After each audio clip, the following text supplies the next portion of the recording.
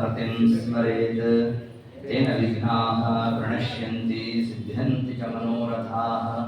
अमाधवसमो देवो न कमध्वसमो गुरुः न तद्वाक्यसमं शास्त्रम् न च तस्य समः पुमान् माता च कमला देवी पिता देवो जनार्दनः बान्धवाः विष्णुभक्ताश्च सुरेशो भुवनत्रयं प्रथमो हनुमान्नाम द्वितीयो भीम एव च पूर्णप्रज्ञतृतीयस्तु भगवद्कार्यसाधिकः संसद्धंसिपदहं भोजा संसक्तो हंसपुङ्गवः ब्रह्मण्यगुरुराजाख्यो सतान् मम मानसे अस्तिकल्पितकल्पोऽयं प्रत्यर्थिकजगेसरी व्यासतीर्थगुरुर्भूयात् तस्मदिष्टार्थसिद्धये तपो विद्याविरक्त्यादि सद्गुणोद्धाराणं वादिराजगुरुं वन्दे गुरुदाश्रयान् भक्तानां मनसां भोजा भानवे कामधेनवे नमतां कल्पतरवे विलिन्दगुरुवे नमः कुशाग्रमते भानुद्वितीये वादिविद्यारद्यश्रीवते सुधीन्द्रजये नमः भूतराज नमस्तुभ्यं वादिराजगुरुप्रियः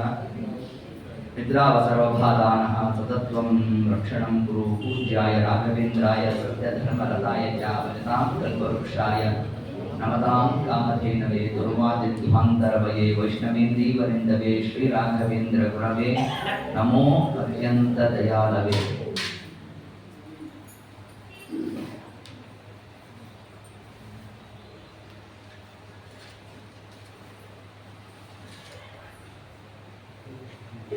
जन्माद्यस्य यतोऽन्वयादितरतः चार्थेष्वविघ्नः स्वराट् तेने ब्रह्महृदाय आदिकवये मुह्यन्ति यं सूरयः तेजो वारिमृदां यथा विनिमयो यत्र त्रिसर्गो मृषा धाम्ना स्वेन सदा निरस्तकुहकं सत्यं परं धीमहि निगमकल्पतरोर्गलितं फलं शुकमुखात् अमृतद्रवसंयुतं पिबत भागवतं रसम् आलयं मुहुरहो रसिकाः भुवि भावुकाः। स्वयंभुवस्येह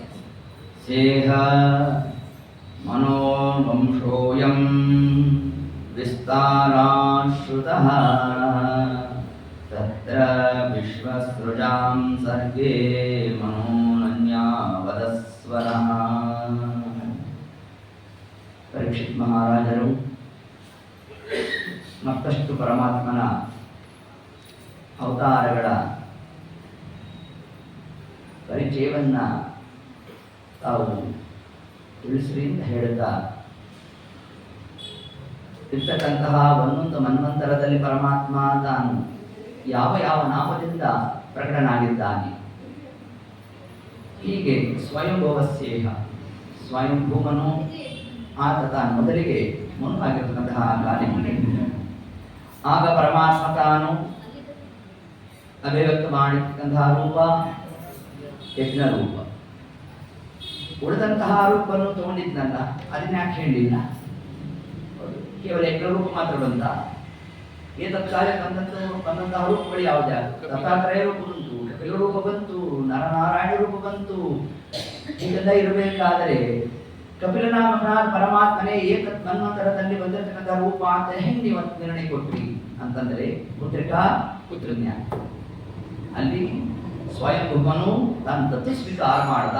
ಋಷಿ ಪ್ರಜಾಪತಿಗಳು ಆಕೂತಿ ದೇವಿಯಿಂದ ಬಂದಿರತಕ್ಕಂತಹ ಪರಮಾತ್ಮನ ರೂಪ ಯಜ್ಞ ರೂಪ. ಆ ಯಜ್ಞ ರೂಪನಾದ ಪರಮಾತ್ಮನನ್ನೇ ಸ್ವಯಂಭೂಮನುಗಳು ತಾವು ದತ್ತು ಸ್ವೀಕಾರ ಮಾಡಬೇಕು. ತನ್ನಿಮಿತ್ತ ಇಲ್ಲಿ ಕೊಟ್ಟಿರತಕ್ಕಂತಹ ಪ್ರತಿಪಾದ್ಯ ರೂಪ ಯಾವುದು? ಯಜ್ಞ ರೂಪ. ಇನ್ನು ಸ್ವರೋಚ್ಯ ಆ ಒಂದು ಮನ್ವಂತರದಲ್ಲಿ ಪರಮಾತ್ಮ ವಿಭುನಾಮಕನಾಗಿ ತಾನು ಅವತಾರ ಮಾಡಿರತಕ್ಕಂಥದ್ದು. ಇನ್ನು ಮುಂದೆ ಉತ್ತಮ ಆತ ತಾನು ಮನುವಾಗಬೇಕು. ಏತಕ್ಕ ಕಾಲಕ್ಕೆ ಪರಮಾತ್ಮ ಸತ್ಯಸೇನ ಅನ್ನೋ ನಾಮದಿಂದಾಗಿ ತಾನು ಅವತಾರವನ್ನು ಮಾಡಿದ್ದಾನೆ. ಇನ್ನು ಸ್ವಯಂ ಪರಮಾತ್ಮನೇ ಮನುವಾಗಿ ಬಂದಿರತಕ್ಕಂಥದ್ದು ಯಾವುದು ಅಂದರೆ ತಾಪಸಮನು. ತಾಪಸ ಅದು ಸಾಕ್ಷಾತ್ ಪರಮಾತ್ಮ. ತಾಪಸಮನು ತಾಪಸ ನಾಮಕನಾಗಿ ಪರಮಾತ್ಮ ತಾನು ಮನ್ವಂತರದ ಅಧಿಪತಿಯಾದ. ಅಲ್ಲಿ ಅಭಿವ್ಯಕ್ತ ಮಾಡಿದ ರೂಪ ಯಾವುದು? ಹರಿರೂಪ. ಎರಡೆರಡು ಪರಮಾತ್ಮನ ರೂಪ. ಒಂದು ಸಾಮಾನ್ಯ ರೂಪ, ಒಂದು ವಿಶೇಷ ರೂಪ. ಇದು ಹ್ಯಾಂಗ ನಾವು ಚಿಂತನೆ ಅಂತಂದ್ರೆ, ಒಂದು ಪದಾರ್ಥದಲ್ಲಿ ಪರಮಾತ್ಮನ ಸಾಮಾನ್ಯ ರೂಪ, ಒಂದು ವಿಶೇಷ ರೂಪ. ಗಂಗೆಯಲ್ಲಿ ಪರಮಾತ್ಮನ ಸಾಮಾನ್ಯ ರೂಪ ಯಾವುದು? ಮಾಧವ ರೂಪ, ಹೌದಾ? ಆದರೆ ಅದಕ್ಕೆ ಒಂದು ವಿಶೇಷ ರೂಪ ಯಾವುದು ಅಂತಂದ್ರೆ ಜಾಹ್ನವಿ.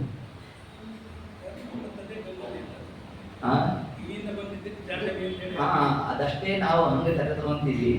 ಆದರೆ ಶಾಶ್ವತ ತಿಳಿಸುತ್ತೀವಿ, ಪರಮಾತ್ಮನೇ ಜಾಹ್ನವಿ ಶಬ್ದವಾಕ್ಯ. ಅಲ್ಲ,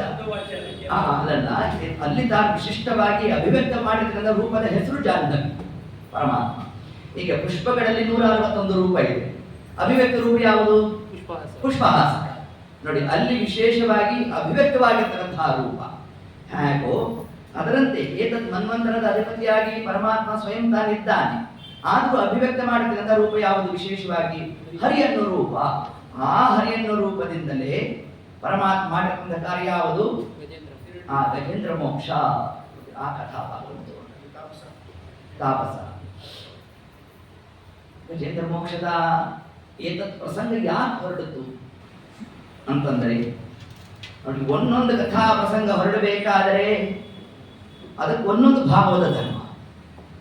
ಒಂದು ಭಾಗವತ ಧರ್ಮ, ಅದಕ್ಕೊಂದು ದೃಷ್ಟಾಂತ. ನೋಡಿ, ಹಿಂಗೆ ಭಾಗವತ ಕಥಾ ಹೊರಟಿರ್ತಕ್ಕಂಥ ಅದರಲ್ಲಿರ್ತಕ್ಕಂತಹ ತತ್ವ, ಅದರಲ್ಲಿರ್ತಕ್ಕಂತಹ ಫಲ. ಹಿಂಗೆ ನಾವು ಭಾಗವತ ಕಥೆಯನ್ನು ನಾವು ಅದ್ಯಾಪಿ ಸ್ವೀಕಾರ ಮಾಡಬೇಕು ಅನ್ನೋ ಒಂದು ಅಂಶವನ್ನು ಹೇಳುತ್ತಾ, ಹಾಗಾದ್ರೆ ಗಜೇಂದ್ರ ಮೋಕ್ಷ ಕಥಾಭಾಗ ಹೊರಡ್ಲಿಕ್ಕೆ ಏನ್ ಕಾರಣ ಅಂತಂದ್ರೆ ಅದಕ್ಕೆ ತಿಳಿಸಿದ್ರು. ಇಂದ್ರದ್ಯುಮ್ನ ರಾಜ ಅದೇನ್ ಮಾಡ್ತಿದ್ದಪ್ಪ? ಕೂತ್ಕೊಂಡು ದೇವ್ರ ಪೂಜೆ ಮಾಡ್ತಿದ್ದ. ಅಷ್ಟೊತ್ತು ಯಾರು ಬಂದ್ರು? ಅಗಸ್ತ್ಯರು ಬಂದ್ರು. ಬಂದಾಗ ಇದು ಏನ್ ಮಾಡ್ಬೇಕಾಗಿತ್ತು? ಎದ್ದು ನಿಂತ್ಕೊಂಡಿದ್ವಿ. ಎದ್ದು ನಿಂತ್ಕೊಳ್ಳಿಲ್ಲ. ದೊಡ್ಡವರು ಬಂದಾಗ ನಾವು ಎದ್ದು ನಿಂತಿಲ್ಲ ಅಂತಂದ್ರೆ ಏನಾಗುತ್ತೆ ಅಂತಂದ್ರೆ ನಮ್ಮ ಪುಣ್ಯನ ಅವ್ರ ಅಕೌಂಟ್ ಹೊರಟುತ್ತೆ. ಇಷ್ಟೇ, ಇನ್ನೇನಾಗಲ್ಲ. ನಾವು ಇರೋದೇ ಸ್ವಲ್ಪ ಇಟ್ಕೊಂಡಿರ್ತೀವಿ. ನೆಗೆಟಿವ್ ನೋಡುತ್ತೋ ಏನ್ ನೋಡುತ್ತೋ ಗೊತ್ತಿಲ್ಲ. ಹೌದು, ಹಿಂಗಿರೋ ಕಾಲಕ್ಕೂ ನಾವು ಸೋತ್ತವರು ಬಂದಿರೋ ಕಾಲಕ್ಕೆ ನಮ್ಗೆಲ್ಲ ಇನ್ನೊಂದು ಜಿಜ್ಞಾಸ. ನೋಡಿ, ಭಾಗವತ ಎಲ್ಲಾ ಜಿಜ್ಞಾಸವನ್ನು ಪರಿಹಾರ ಮಾಡ್ಲಿಕ್ಕೆ ಹೊರಟಿರ್ತಕ್ಕಂತಹ ಗ್ರಂಥ ಅದು. ಮನೆಯಲ್ಲಿ ನೀವು ಅಂಗನ್ಯಾಸ ಕರನ್ಯಾಸ ಇದೆಲ್ಲ ಮಾಡ್ಕೊಂಡು ದಿಗ್ಬಂಧನ ಎಲ್ಲ ಮಾಡ್ಕೊಂಡು ಇನ್ನೇನ್ ಜಪಕ್ಕೆ ಕೂತ್ಕೋಬೇಕು ಅಷ್ಟೊಂದು ಯಾರಟ್ಟಿನ ಅಂತ ಬಾಗಲ್ ತೊಟ್ಟರು. ಸರಿ, ಯಾರೋ ಬಾಗಲ್ ಕಟ್ಟಿದ್ರು. ಯಾರೋ ಒಬ್ಬರು ಬ್ರಾಹ್ಮಣರು ಬಂದಿದ್ದಾರೆ. ಈಗ ದಿಗ್ಬಂಧನ ಮಾಡ್ಕೊಂಡಿದ್ದೀರಿ. ಹೇಳ್ಬೇಕೋ ಬೇಡವೋ? ದೇವರಲ್ಲ, ಏನ್ ಬೇಡ ಅಂತ. ಏನ್ ಹೇಳ್ಲಿಕ್ಕೆ ಹೋಗ್ಬೇಡವೋ? ಮುಂದಿನ ಜನ್ಮ ಮೊಸಳೇನು ಆನೆ ಹಾಕಿ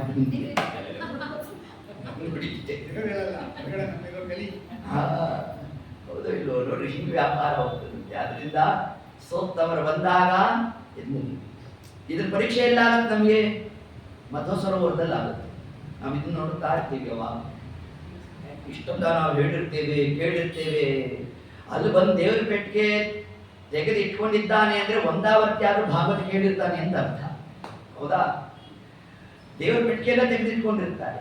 ಅಷ್ಟಮಠದ ಯತಿಗಳು ಒಬ್ಬರಾದ್ಮೇಲೆ ಒಬ್ರು ಬರ್ತಾ ಇರ್ತಾರೆ. ಆ ಕಾಲಕ್ಕೆ ಇವನ್ ಪಾಡಿ ಇವನ್ ಕೂತ್ಕೊಂಡ್ಬಿಡ್ತಾರೆ. ದೋಷ ಕಾರಣ. ಅಲ್ಲಿ ಒಬ್ಬರಾದ್ಮೇಲೆ ಒಬ್ರು ಬರ್ತಿದ್ರು. ದೇವ್ರ ಪೂಜೆ ಆಗ್ಲಿಲ್ಲ, ಎದ್ದು ನಿಂತ್ಕೊಳ್ಳೋದೇ ದೇವ್ರ ಪೂಜೆ. ಅಷ್ಟ ಬೇಕಾದ್ರೆ ಉಳಿದಂತಹ ಪೂಜಾ ಸಂಕೋಚ ಮಾಡಿಬಿಡ್ರಿ, ಪರಮಾತ್ಮ ಅದಕ್ಕೇನು ದೋಷ ಹೇಳೋಲ್ಲ. ಆದ್ರೆ ಏತತ್ಕಾಲ ಬರೀ ಅಭಿಷೇಕ ಮಾಡಿ, ಕಲಿವಿಸರ್ಜನೆ, ನಿರ್ಮಾಣ ತೀರ್ಥ, ಮಹಾ ಅಭಿಷೇಕ ಮಾಡಿ, ಒಂದೆರಡು ತುಳಸಿ ಹಾಕಿ, ಮಂಗಳಾರತಿ ಮಾಡಿ, ನಮಸ್ಕಾರ ಮಾಡಿ ಬಂದ್ಬಿಟ್ರಿ. ಎಷ್ಟೊತ್ತಪ್ಪ? 10 ನಿಮಿಷ. Fast track. ಹಂಗೆ ಮಾಡಿದ್ರು ನಡೆದು ಹೋಗ್ತದಂತೆ. ಆದ್ರೆ ದೊಡ್ಡವರು ಬಂದಾಗ ನಾವು ಎದ್ದು ನಿಂತ್ಕೋಬೇಕು. ಸ್ವಾಮಿಗಳು ನಮ್ಮ ಕಡೆ ನೋಡಿದಾಗ ಇಲ್ಲ ಕೂಡ್ರಿ ಕೂಡ್ರಿ ನಿಂಪಾಣಿ ಮಾಡ್ರಿ ಅಂತ ಅನ್ಬೇಕು. ಅವರಿಂದ ಅನುಮತಿಯನ್ನು ತಗೊಂಡಾಗ ನಾವು ಕೂಡ್ಲಿಕ್ಕೆ ಅಧಿಕಾರ ಬರುತ್ತೆ. ಹೊರತಾಗಿ ನಾವು ಅಷ್ಟೆಲ್ಲ ಹೇಳಿರ್ತೇವೆ, ಕೇಳಿರ್ತೇವೆ, ಆದ್ರೂ ಕಾಲಕ್ಕಿಂತಹ ಕ್ರಿಯಾದಿಗಳು ನಡೀತು ಅಂತಂದ್ರೆ ಆಗೇನಾಗತ್ತೆ? ಅದು ದೋಷಕ್ಕೆ ಕಾರಣ ಆಗುತ್ತೆ. ಅದರಂತೆ ಇಂದ್ರಜಿಮ್ನ ರಾಜನಿಗಿದ್ದಂತಹ ಪುಣ್ಯಾಲಯ ಯಾರು ಕೊಂಡು ಕೊಡೋದು? ಅಗಸ್ತ್ಯರ ಕೊಂಡು ಕೊಡೋದು. ಇದ್ದಂತಹ ಜನ್ಮ ಮುಂದೆ ಆನೆ ಜನ್ಮ ಪ್ರಾಪ್ತಿಯಾಯಿತು. ಗಜೇಂದ್ರನಾಗಿ ತಾನೇನು ಬಂದಿದ್ದಾನೆ, ಭಾಗವತ ತಾನು ವರ್ಣನೆ ಮಾಡುತ್ತೆ. ಏನು ಆ ಒಂದು ಆಕಾರ ಅಂತಂದ್ರೆ, ಗಜೇಂದ್ರ ಹೆಜ್ಜೆ ಇಡಬೇಕಾದ್ರೆ ಪರ್ವತಾದಿಗಳೆಲ್ಲ ಕಂಪಿಸೋದಂತೆ. ಈಗ ಟ್ರೈನ್ ಹೋಗ್ಬೇಕಾದ್ರೆ ಅಕ್ಕಪಕ್ಕ ರೋಡ್ ಸ್ವಲ್ಪ ಒಂಚೂರು ಇದ್ರತ್ ನೋಡ್ರಿ, ನೋಡಿ ಹಂಗಾಗೋದಂತೆ. ಏತತ್ ಕ್ರಮದಲ್ಲಿ ಗಜೇಂದ್ರ ತಾನು ತನ್ನ ಹೆಜ್ಜೆ ಇಟ್ಕೊಂಡು ತನ್ನ ಪಾಡ್ ನಾನು ಬರೋ ಕಾಲಕ್ಕೆ ಇಷ್ಟು ಪರ್ವತಾದಿಗಳೆಲ್ಲ ಕಂಪನ ಆಗಬೇಕು ಅಂತಹ ಬಲಿಷ್ಠ ಯಾರು? ಗಜೇಂದ್ರ. ಹಿಂಗಿರ್ಬೇಕು. ಅನೇಕ ಜನ ಪರಿವಾರದೊಟ್ಟಿಗೆ ತಾನು ಬರ್ತಾ ಇರಬೇಕು. ಬರೋ ಕಾಲಕ್ಕೆ ಆತನಿಗೆ ನೀರಡಿಕೆ ಆಗೋಣ. ಆ ನೀರಡಿಕೆ ಆದಾಗ ಸರೋವರಕ್ಕೆ ಹೋದ ಬರೀ ನೀರು ಕುಡ್ಕೊಂಡು ಬಂದಿದ್ರೆ ಚಂದಿರೋದೋ ಏನು, ಹಾಗೇನ್ ಮಾಡದಂತೆ ಅದನ್ನೇ ತೊಳೆದ. ಆ ಕಾಲಕ್ಕೆ ನಕರೇಂದ್ರ ಯಾರು ಮೊಸಳೆ ಹೋದ್ ಪಾದ ಹಿಡಿದುಬಿಟ್ಟ. ಮೊದಲಿಗೆ ಗಜೇಂದ್ರಂಗ ಅದು ಲೆಕ್ಕ ಅಂತಾನೆ ಅನಿಸ್ಲಿಲ್ಲ. ಕಾರಣ ಇದೇನು ಹೊಸದಲ್ಲ ಇದು. ಸುಮ್ಮನೆ ಮೊಸಳೆಗೂ ಬಂದು ಹಿಡಿಬೇಕು, ಒಂದ್ಸತಿ ಝಾಡಿಸ್ಬೇಕು, ಎಲ್ಲ ಹೋಗ್ಬೇಕು. ಆದ್ರೆ ಈ ಬಾರಿ ಹಿಡಿದಿದ್ದು ಕೇವಲ ಒಂದು ಮೊಸಳೆ ಅಂತ ಮಾತ್ರ ಅರ್ಥ ಮಾಡಬೇಡ್ರಿ. ಇದಕ್ಕೆ ಶ್ರೀಮದ್ ಆಚಾರ್ಯ ತಾವು ಭಾಗವತಾತ್ಮಕದಲ್ಲಿ ತಿಳಿಸ್ತಾರೆ, ದೇವಚೋದಿತ ಅಂತ ಶಬ್ದವನ್ನು ಹಾಕ್ತಾರೆ. ಪರಮಾತ್ಮ ಪ್ರೇರಣೆ ಮಾಡಿ ಆ ಕೆಲಸ ಮಾಡಿಸಿದ್ದಂತೆ ನೋಡ್ರಿ. ಏನಾದ್ರೂ ಕೂಡ ಮೊದಲಿಗೆ ತನ್ನ ಬಲ ಪ್ರಯೋಗ ಮಾಡಲೇ ಇಲ್ಲ. ಸುಮ್ಮನೆ ಕಾಲಲ್ಲಿ ಹೀಗನ್ನೋದು ಹಿಂಗೆಲ್ಲ ಮಾಡ್ತಾ ಕೂತಿದ್ದ. ಆಮೇಲೆ ಬರ್ತಾ ಯಾಕೆ ಸ್ವಲ್ಪ ಬಿಗಿ ಆಗ್ತಾ ಬಂತು. ಆದಾಗ 1 ದಿವಸ ಆಯ್ತು, 2 ದಿವಸ ಆಯ್ತು, 1 ತಿಂಗಳಾಯ್ತು, 1 ವರ್ಷ ಆಯ್ತು, 10 ವರ್ಷ ಆಯ್ತು. ಏನು 10,000 ವರ್ಷಗಳ ತನಕ 1,000 ವರ್ಷ ಆಯ್ತು. ಮೊದಲಿಗೆಲ್ಲ ಗಜೇಂದ್ರ ನಾವಿದ್ದೇವೆ ಅಂದ್ರಂತೆ ಬಂಧು ಬಾಂಧವರಲ್ಲ. ಎಲ್ಲಿ ತನಕ? ಬ್ರಹ್ಮ ಅಂತ ಗುರುವ ಸಾಕ್ಷಾತ್ ಹೇಳೋ ತನಕ. ಏನರ್ಥ? ಊಟದ ಸಮಯ ತನಕ ಅಂತ. ಊಟದ ಸಮಯ ಬರೋ ತನಕ ಎಲ್ಲರೂ ಇದ್ರಂತೆ. ಹೌದೋ ಇದು ಲೋಕದಲ್ಲಿ ಇದೇ ಕ್ರಮ. ಯಾರೋ ಒಬ್ರು ಹಾಸ್ಪಿಟಲ್ ಅಲ್ಲಿ ಅಡ್ಮಿಟ್ ಆಗಿದ್ದಾರೆ ಅಂತ ಕೇಳಿದಾಗ ಮನೆ ಮಂದಿ ಎಲ್ಲ ಹೋಗಲ್ಲೇ ಇದ್ಬಿಟ್ಟಿದ್ರು. ಅದೇ 1 ವಾರ ಆದ್ಮೇಲೆ ಒಬ್ರು ನರ್ಸ್ ನೋಡ್ಕೊಂತಾರೆ. ಅವ್ರು ಯಾಕೆ ಹೇಳ್ಬಿಟ್ಟಿದೀವಿ, ಅವರೆಲ್ಲ ನೋಡ್ಕೊಂತಾರಂತೆ. ಇಷ್ಟಿದೆಯೋ ಲೋಕದಲ್ಲಿ. ಅದನ್ನೇ ಅಲ್ಲಿ ಪರಮಾತ್ಮ ತಿಳಿಸ್ತಾ. ಗಜೇಂದ್ರ ಯಾರು ತನ್ನ ಪರಿವಾರದವರು ಅಂತ ತಾನು ಅಷ್ಟಲ್ಲಿ ವ್ಯಾಮೋಹವನ್ನು ಮಾಡ್ತಿದ್ನೋ ಯಾರು ಕೂಡ ಬರ್ತಕ್ಕಂಥವರಲ್ಲ. ಆರು ಸಂಗಡ ಬಾಹೋರಿಲ್ಲ, ನಾರಾಯಣನ ನಾಮ ನೆರಬಾಹುವುದಲ್ಲದೆ. ಹೀಗೆ 1,000 ವರ್ಷಗಳ ಕಾಲ ಕಳೆದು ಹೋಯಿತು. ಗಜೇಂದ್ರ ಆ ಕಾಲಕ್ಕೆ ಇಷ್ಟೊತ್ತು ಪರಮಾತ್ಮ ತಾನೇನ್ ಮಾಡಿದ್ದ? ಗರುಡದೇವರೇ ಹೇಳಿದ್ದ, ನೋಡಪ್ಪ ನನ್ನ ಭಕ್ತ ಯಾವ ಕರಿತನೂ ಗೊತ್ತಿಲ್ಲ, ಅದರಿಂದ ನಿನಗಿರ್ತಕ್ಕಂಥ EL CL ಮೆಡಿಕಲ್ ಲೀವು ಎಲ್ಲ ಕ್ಯಾನ್ಸಲ್ ಅಂದ್ಬಿಟ್ಟ ಪರಮಾತ್ಮ. ಸ್ವಾಮಿ ಹಿಂಗ್ಯಾಕೆ ಅಂತ. ನೋಡು ಗಜೇಂದ್ರ ಯಾವ ಕಾಲ ಕರಿತನೂ ಗೊತ್ತಿಲ್ಲ, ನಾವೆಲ್ಲ ತಯಾರಿರ್ಬೇಕು. ಅದು ಪರಮಾತ್ಮ ತಾನಿಷ್ಟು ವ್ಯವಸ್ಥೆಯನ್ನು ಮಾಡಿರ್ಬೇಕು. ಗಜೇಂದ್ರ 1,000 ವರ್ಷಗಳ ಕಾಲ ತಗೊಂಡಂತೆ. ಆ ಕಾಲದಲ್ಲಿ ಹೆಂಗ್ ವಿಷಯ ಬಂತು ಅವನಿಗೆ ಅಂತಂದ್ರೆ, ಆಗ 1 ದಿವಸ ತಲೆಗೆ ಬಂತು. ಅಲ್ಲ, ಬೆಳಗ್ಗೆ ಒಂದಿಷ್ಟು ಆಹಾರ ತಗೊಂಡು ಮಧ್ಯಾಹ್ನ ಸ್ವಲ್ಪ ವಿಳಂಬ ಆದ್ರೆ ದೇಹದಾಣೆ ಆಗ್ತಿರ್ಲಿಲ್ಲ. 1,000 ವರ್ಷಗಳ ಕಾಲ ನಿಂತ ಜಾಗದಲ್ಲಿ ನಿಂತಿದ್ದೇನೆ ಅಂತಂದ್ರೆ ಇಂತಹ ಧಾರಣಾ ಶಕ್ತಿ ಕೊಟ್ಟವ ಯಾರು ಅಂತ ತಲೆಗೆ ಬಂದು ಅಂದಾಗ ಇದೆಲ್ಲ ಪರಮಾತ್ಮನ ವ್ಯಾಪಾರ ಅಂತ ಕಾಲಕ್ಕೆ ಗಜೇಂದ್ರ ಚಿಂತನೆಯನ್ನು ಮಾಡಬೇಕು. ಇನ್ಯಾರನ್ನೂ ಕರೀಲಿಲ್ವಂತೆ. ನೋಡ್ರಿ, ನೆನ್ನೆ ತಿಳಿಸೋದ್ವಲ್ಲ, ಕರಿಬೇಕಾದ್ರೆ ಏನು ಇರಬೇಕು, ಮುಖ್ಯವಾದ ಅಂಶ ಏನು? ವಿಶೇಷಣ ಹಾಕ್ಬೇಕಂತೆ. ಆ ವಿಶೇಷಣ ಹಾಕ್ಬಿಟ್ರೆ ಇನ್ಯಾರು ಅದು ಕೂಡ್ಲೇಬಾರದು, ನೇರವಾಗಿ ಆ ವ್ಯಕ್ತಿಗೆ ಹೊರಟಬೇಕು. ಹಂಗೆ ಸ್ತೋತ್ರ ಮಾಡ್ದ, ನಾರಾಯಣ ಅಖಿಲ ಗುರು ಭಗವನ್ ನಮಸ್ತೆ. ನೋಡಿ, ಹಿಂಗೆ ಸ್ತೋತ್ರ ಮಾಡ್ದ. ಏನ್ ವಿಶೇಷಣ? ಅಖಿಲ ಗುರು ಅನ್ನೋದು ವಿಶೇಷಣ. ಈ ವಿಶೇಷಣ ಇನ್ ಯಾರ್ಯಾರು ಕುಡಿಸ್ಲಿಕ್ಕೆ ಬರುತ್ತ? ನಾವು ಕುಡಿಸ್ಲಿಕ್ಕೆ ಬರೋದೇ ಇಲ್ಲ. ಯಾಕೆ? ಜೀವೋತ್ತಮರಾದ ಮುಖ್ಯ ಪ್ರಾಣ ದೇವರು ತಾವು ಮಧ್ವರಾಯರಾಗಿ ಬಂದಾಗ 12 ಸ್ತೋತ್ರದಲ್ಲಿ ಏನಂತ ಉಲ್ಲೇಖ ಮಾಡಿದ್ದಾರೆ? ಹರಿರೇವ ಪರೋ ಹರಿರೇವ ಗುರುಹು ಗುರುರ್ಗುರುಣ. ಜಗತ್ತಿಗೆ ವಿಶ್ವಗುರುಗಳಾಗಿರ್ತಂತಹ ಮಧ್ವರಾಯರಿಗೂ ಯಾರು ಗುರುಗಳಾಗಿದ್ದಾನೋ ಅವನೇ ಹರಿಯೇವ ಗುರುಹು ಅಂತ ಆಚಾರ್ಯ ತಿಳಿಸಿದ್ದಾರೆ. ನೋಡ್ರಿ, ಅದಕ್ಕೆ ದೃಷ್ಟಾಂತ ಇದೆ. ನಾರಾಯಣ ಅಖಿಲ ಗುರು ಶಬ್ದವನ್ನ ಸಮಸ್ತವಾದ ಚರಾಚರ ಜಗತ್ತಿಗೆ ಸ್ವಾಮಿ ನೀನೇ ಗುರುನು, ಆದ್ದರಿಂದ ನೀನೇ ಬರಬೇಕು ಅಂತ ನಾವು ಸ್ತೋತ್ರ ಮಾಡಬೇಕು. ಇದು ಸ್ತೋತ್ರ ಮಾಡಿದ್ರೆ ಗೋಪಾಲದಾಸರ ಬಾಯಲ್ಲಿ ಕೇಳಬೇಕ್ರಿ, ಇದು ಚಂದ ಮಾತನ್ನ. ಮಡುವಿನೊಳಗೆ ಗಜ ಮೊರಗಿಡ್ಡಲ ಕ್ಷಣ ಮಡದಿಗೆ ಹೇಳದೆ ದುಡ್ಡನ್ನೇ ಬಂದು ಹಿಡಿದು ನಂತ್ರನ ಬಾಯ್ ಕಡಿದು ಬಿಡಿಸಿದನೆ ಸಡಗರದಲ್ಲಿ ರಮೆ ಕೊಡವಿಯ ನೊಡಗೂಡಿ ಪಾರಯ್ಯ. ಒಂದ್ಸತಿ ಕರೆದು ಬರೋರು ಅಂತ ನಮ್ಮ ದೇವರು ಬಾ ಬಾ ಬಾ ಬಾ ಅವ್ನು ಬರೋ ತನಕ ಬಿಡಬಾರ್ದು. ನೋಡ್ರಿ, ಗೋಪಾಲದಾಸರ ಕ್ರಮ ನೋಡ್ರಿ. ಅಪ್ರೋಕ್ಷ ಜ್ಞಾನಿಗಳು ಒಂದ್ಸತಿ ಕರೆದ್ರೆ ರಾಶ ಗೋಪಾಲದಾಸರ ಕರೆದ್ರೆ ಬಂದ್ಬಿಡ್ತಾನೆ. ನಮ್ಮ ಪರವಾಗಿ ಹೇಳಿದ್ರು ಬರೋ ತನಕ ಬಿಡಬ್ಯಾಡ್ರಿ ಅಂತಂದ್ರ ಬಾರಯ್ಯ ಬಾಬಾ ಬಾಬಾ ಬಾಬಾ ಬಾಬಾ ಬಾಬಾ ಬಾಬಾ ಬಾ ಭಕುತಾರ ಪ್ರಿಯ. ಸ್ವಲ್ಪ ಜ್ಞಾಪಿಸ್ಬೇಕಂತೆ ದೇವರಿಗೆ, ನೀನ್ ಯಾರು? ಭಗವತರ ಪ್ರಿಯ. ಹೌದೋ ಇಲ್ವೋ? ಆ ಬಿರುದು ಉಳಿಸ್ಕೋಬೇಕು ಬ್ಯಾಡವೋ? ಉಳಿಸ್ಕೋಬೇಕು ಅಂತ ನಮ್ಮ ದೇವರು. ಹಾಗಪ್ಪ ಹಿಂಗೆ ಆ ಕಾಲಕ್ಕೆ ಕರೀತಾ ಅಂತಂದ್ರು. ಇನ್ಯಾವಾಗ್ಲೂ ಬಂದ್ರೆ ಆಗಲು ಸ್ವಾಮಿ ತಡ ಮಾಡ ಬ್ಯಾಡ ಓಹೇನಲ್ಲ ವಾಕುಲಾಲಿಸೋ ಎನ್ನೊಡೆಯ ಶ್ರೀ ಗೋಪಾಲ ವಿಠಲ ದೇವಾ ಪರಾಪು ಅಡಿ ಈಡು ಭಕ್ತ ವತ್ಸಲ ಶ್ರೀ ಲಕುಮೀನಲ್ಲ. ಮಡುವಿನೊಳಗ ಗಜ ಮೊರೆಗಿಟ್ಟ ಲಾಕ್ಷಣ ಮಡದಿಗೆ ಹೇಳದೆ ದುಡ್ಡನೆ ಬಂದು ಹಿಡಿದು ನಕ್ರನ ಬಾಯ್ ಕಡಿದು ಬಿಟ್ಟಿಸಿದ್ದಾನೆ ಸಡಗರದಲ್ಲಿ ರಮ್ಮೆ ಕೊಡವಿಯ ನೊಡಗೂಡಿ ಬಾರಯ್ಯ ಬಾಬಾ ಬಾಬಾ ಬಾಬಾ ಬಾಬಾ ಬಾ. ಮಡುವಿನೊಳಗೆ ಗಜ ಮೊರೆ ಇಡಲು ಆ ಕ್ಷಣ ಬಂದ್ಬಿಟ್ಟಂತೆ ನೋಡಿ ಪರಮಾತ್ಮ.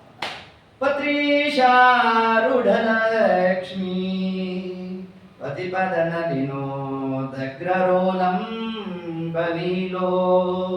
ಹೆಂಗ್ ಬಂದ ನಮ್ಮ ದೇವರು? ಪತ್ರೀಶ ಅಂದ್ರೆ ಏನು?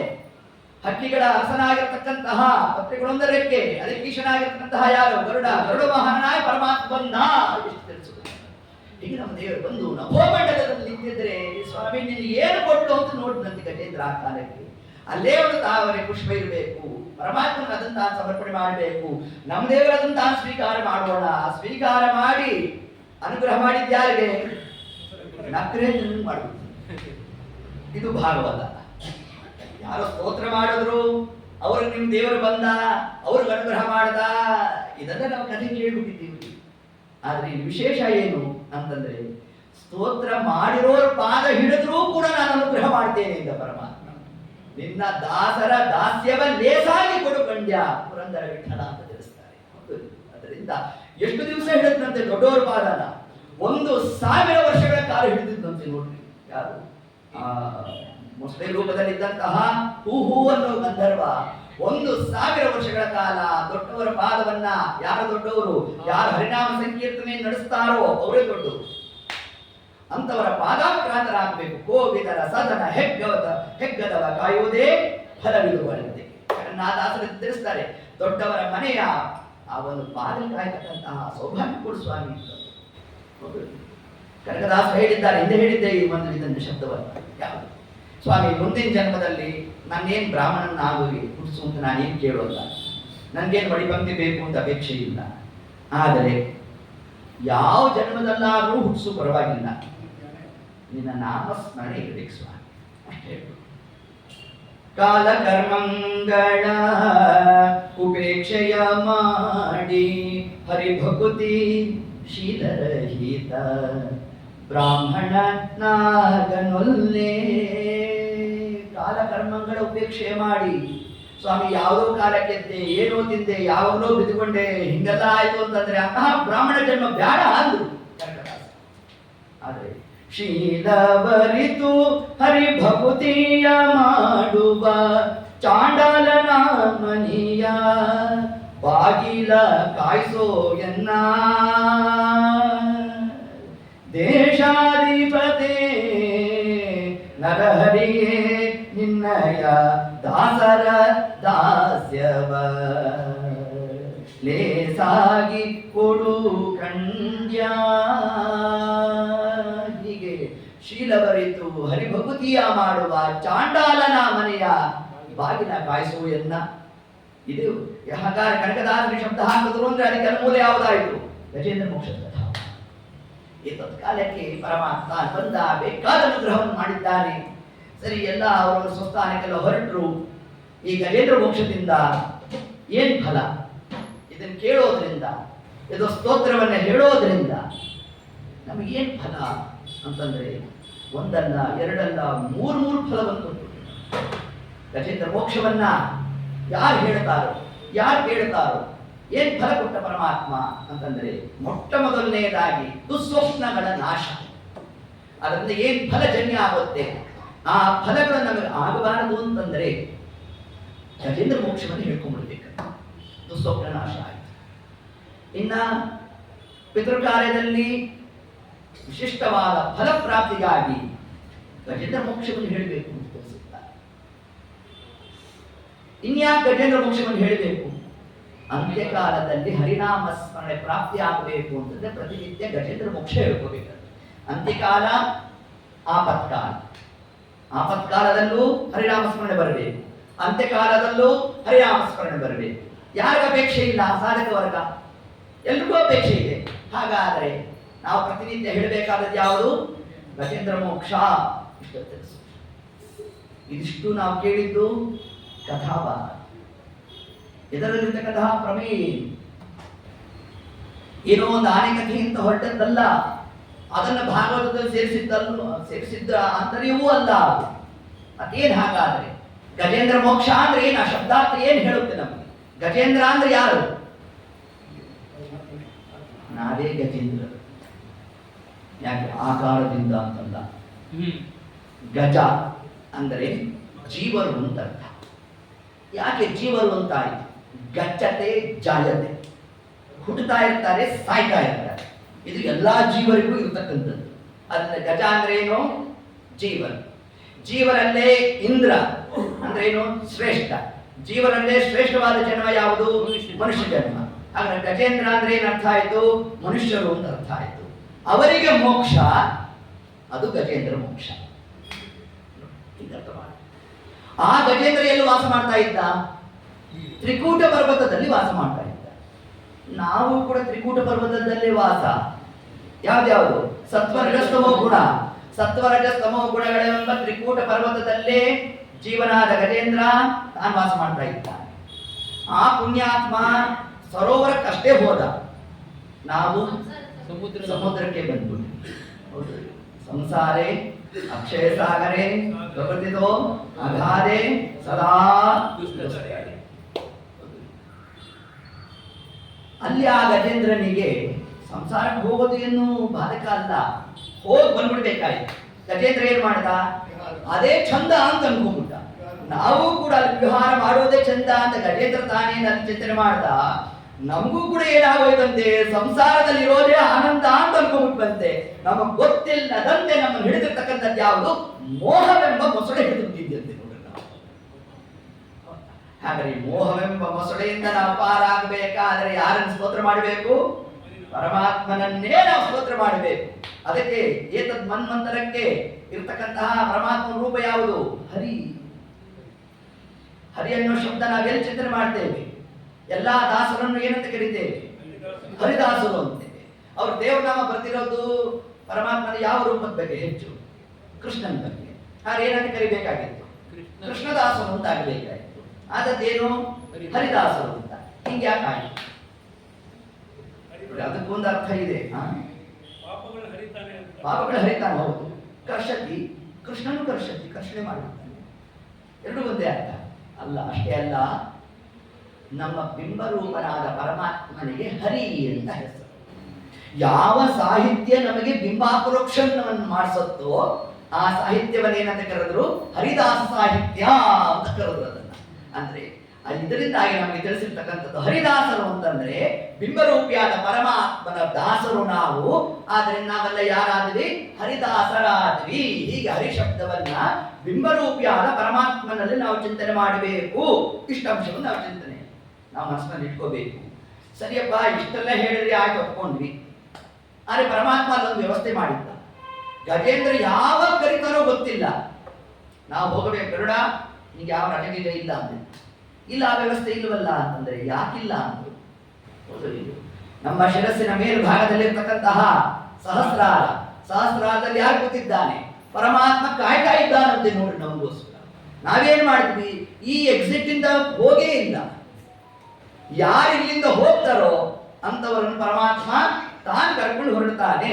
ಹಾಗಾದ್ರೆ ಅಲ್ಲಿ ಆ ಗಜೇಂದ್ರನಿಗೆ ಪರಮಾತ್ಮ ಹ್ಯಾಂಗ್ ಕಾಯ್ತಾ ಇದ್ದಾನೆ, ಅದರಂತೆ ಜೀವನೆಂಬ ಈ ಗಜೇಂದ್ರನಿಗೂ ಕೂಡ ಪರಮಾತ್ಮ ಯಾರು ಯಾವತ್ತು ಬ್ರಹ್ಮರಂಧ್ರದಿಂದ ಬರ್ತಾರೋ ಅಂತ ನಮ್ಮ ದೇವರು ಕಾಯ್ತಾ ಇರ್ತಾರಂತೆ. ನಾವೇನ್ ಮಾಡ್ಕೊಂಡ್ಬಿಟ್ರು? ಕಣ್ಣಿನಿಂದ, ಕಿವಿನಿಂದ, ನಾಲಿಗೆಯಿಂದ ಎಲ್ಲೆಲ್ಲಿಂದಲೋ ಪ್ರಾಣ ಹೋಗ್ತಾರೆ. ದೇವರು ಎಲ್ಲಿದ್ದಾನೋ ಅಲ್ಲಿಂದ ಹೋಗೋ ಆ ಒಂದು ಕ್ರಮನೇ ನಮಗೆ ಕೊಟ್ಟು ಅಧ್ಯಾಯ ಗೊತ್ತಾಗಲಿಲ್ಲ. ಆ ಕ್ರಮ ಗೊತ್ತಾಗಬೇಕಾದರೆ ಅದಕ್ಕೇನಾಗಿರ್ತಕ್ಕಂಥ ಮಾರ್ಗ, ಅಂತ್ಯಕಾಲದಲ್ಲಿ ಹರಿನಾಮ ಸ್ಮರಣೆ ಬರಬೇಕು. ಅದರಿಂದಾಗಿ ಉತ್ಕೃಷ್ಟವಾದ ಜನ್ಮ ಪ್ರಾಪ್ತಿ ಆಗಬೇಕು, ಅಲ್ಲಿ ವಿಶೇಷವಾದ ಸಾಧನ ಆಗಬೇಕು. ಆ ಸಾಧನೆಯ ಫಲ ಏನಾಗಬೇಕು? ಬಿಂಬಾಪರೋಕ್ಷ ಆಗಬೇಕು. ಆ ಬಿಂಬಾಪರೋಕ್ಷದಿಂದ ಬಂದಿರತಕ್ಕಂಥ ಫಲ ಯಾವುದು? ಬ್ರಹ್ಮರಂಧ್ರದಿಂದ ಪ್ರಾಣೋತ್ಕ್ರಮಣ ಆಗಬೇಕು. ಯಾವಾಗ ಬ್ರಹ್ಮರಂಧ್ರದಿಂದ ಪ್ರಾಣೋತ್ಕ್ರಮಣ ಆಯ್ತೋ ಅಲ್ಲಿ ಇರ್ತಕ್ಕಂಥ ತುರ್ಯನ ಮಗನಾದ ಪರಮಾತ್ಮನ ದರ್ಶನ ಆಗುತ್ತೆ. ಯಾವಾಗ ಆ ಪರಮಾತ್ಮ ದರ್ಶನ ಆಯ್ತೋ ನಮಗೆ ಮೋಕ್ಷ ಪ್ರಾಪ್ತಿ. ಅದೇನೇ ಗಜೇಂದ್ರ ಮೋಕ್ಷ ಅನ್ನೋ ಒಂದು ಶಬ್ದವನ್ನೇ ನಮಗೆ ಇಷ್ಟ ಕ್ರಮದಲ್ಲಿ ಶಾಸ್ತ್ರಕಾರ್ತಾಗಿ ತಿಳಿಸಿದ್ದಾರೆ. ಆದ್ದರಿಂದ ಆ ಒಂದು ಮನ್ಮಂತ್ರದಲ್ಲಿ ಪರಮಾತ್ಮ ತಾನು ವಿಶಿಷ್ಟವಾಗಿ ಮಾಡತಕ್ಕಂತಹ ಕಾರ್ಯ, ಅದು ಮಾಡತಕ್ಕಂತಹ ಪಾಪವನ್ನ ಹರತಿ ಎಲ್ಲ ಹರ್ಕೊಂಡು ಹುಡುಗುತ್ತಂತೆ. ಈ ಕ್ರಮದಿಂದ ದೇವರು ಆ ಒಂದು ಕಾರ್ಯವನ್ನು ಮಾಡಿದರೆ ಮುಂದೆ ಇನ್ನೊಂದು ತತ್ವವನ್ನು ತಿಳಿಸಲಿಕ್ಕಾಗಿ ಮತ್ತೊಂದು ಕಥಾ ಭಾಗವಂತಗೊಂಡು ದೇವದಾನವರು ಸೇರಿ ಸಮುದ್ರ ಮಥನ ಮಾಡಿ. ಈ ಕಥಾ ಪ್ರಸಂಗ ಯಾಕೆ ಹೊರಡಿತು? ಇಂದ್ರದೇವರು ರಾಜಭ್ರಷ್ಟರ. ಇಂದ್ರದೇವರು ರಾಜಭ್ರಷ್ಟರು ಯಾಕಾದ್ರು? ದೂರ್ವಾಸರು ಶಾಪ. ದೂರ್ವಾಸರು ಯಾಕೆ ಶಾಪ ಕೊಟ್ರು? ಹರಿನಿರ್ಮಾಲ್ಯವನ್ನ ಉದಾಸೀನ ಮಾಡಿದ್ದರ ಫಲ ಸ್ಥಾನ ಭ್ರಷ್ಟರಾದರು. ಇದು ತತ್ವ. ಇದನ್ನು ನಾವು ತಿಳಿಬೇಕಾದ. ಹಾಗಾದ್ರೆ ಸಮುದ್ರ ಮಥನಾದಿ ಪ್ರಕ್ರಿಯಾದಿಗಳು ಹೊರಡಲಿಕ್ಕೆ ಏನು ಕಾರಣ ಅಂತಂದ್ರೆ ಅದಕ್ಕೆ ತಿಳಿಸ್ತಾ ಇದ್ದಾರೆ. ಪರಮಾತ್ಮನ ಆ ನಿರ್ಮಾಲ್ಯವನ್ನ ದೂರ್ವಾಸರು ತಾವು ತಂದಿರಬೇಕು. ತತ್ಕಾಲಕ್ಕೆ ಇಂದ್ರದೇವರು ಒಳ್ಳೆ BMW ಕಾರಲ್ಲಿ ಕೂತು ಕೂತಾಗ ದೂರ್ವಾಸರು ಹರಿನಿರ್ಮಾಲ್ಯವನ್ನು ತಗೊಂಡು ಹೋಗಿ ಇಂದ್ರದೇವರ ಕೈ ಕೊಡಬೇಕು. ಇಂದ್ರದೇವರು ಸ್ವಲ್ಪ ಸಂಕೋಚ ಮಾಡಿದ್ರು. ಅಲ್ಲ, ಎಂತಹ ವೈಭವದಲ್ಲಿ ಕೂತಿದ್ದೇನೆ, ಇದೇನಿದು ಅಂತೇನು ಮಾಡಿದ್ರು? ಆನೆ ತಲೆ ಮೇಲೆ ಇಟ್ಬಿಟ್ರು. ಆನೆ ಹಿಂಸೆ ಆಗಬೇಕು, ತಾನು ತಲೆ ಸ್ವಲ್ಪ ಒದರಬೇಕು, ಅದು ಅಲ್ಲೇ ಬೀಳಬೇಕು, ಆನೆ ಅದನ್ನು ತುಳಿಬೇಕು. ಇಷ್ಟೆಲ್ಲ ಯಾರ ಕಣ್ಣು ಮುಂದೆ ಆಗೋಯ್ತು? ದೂರ್ವಾಸರ ಮುಂದೆ ಆಗೋಯ್ತು.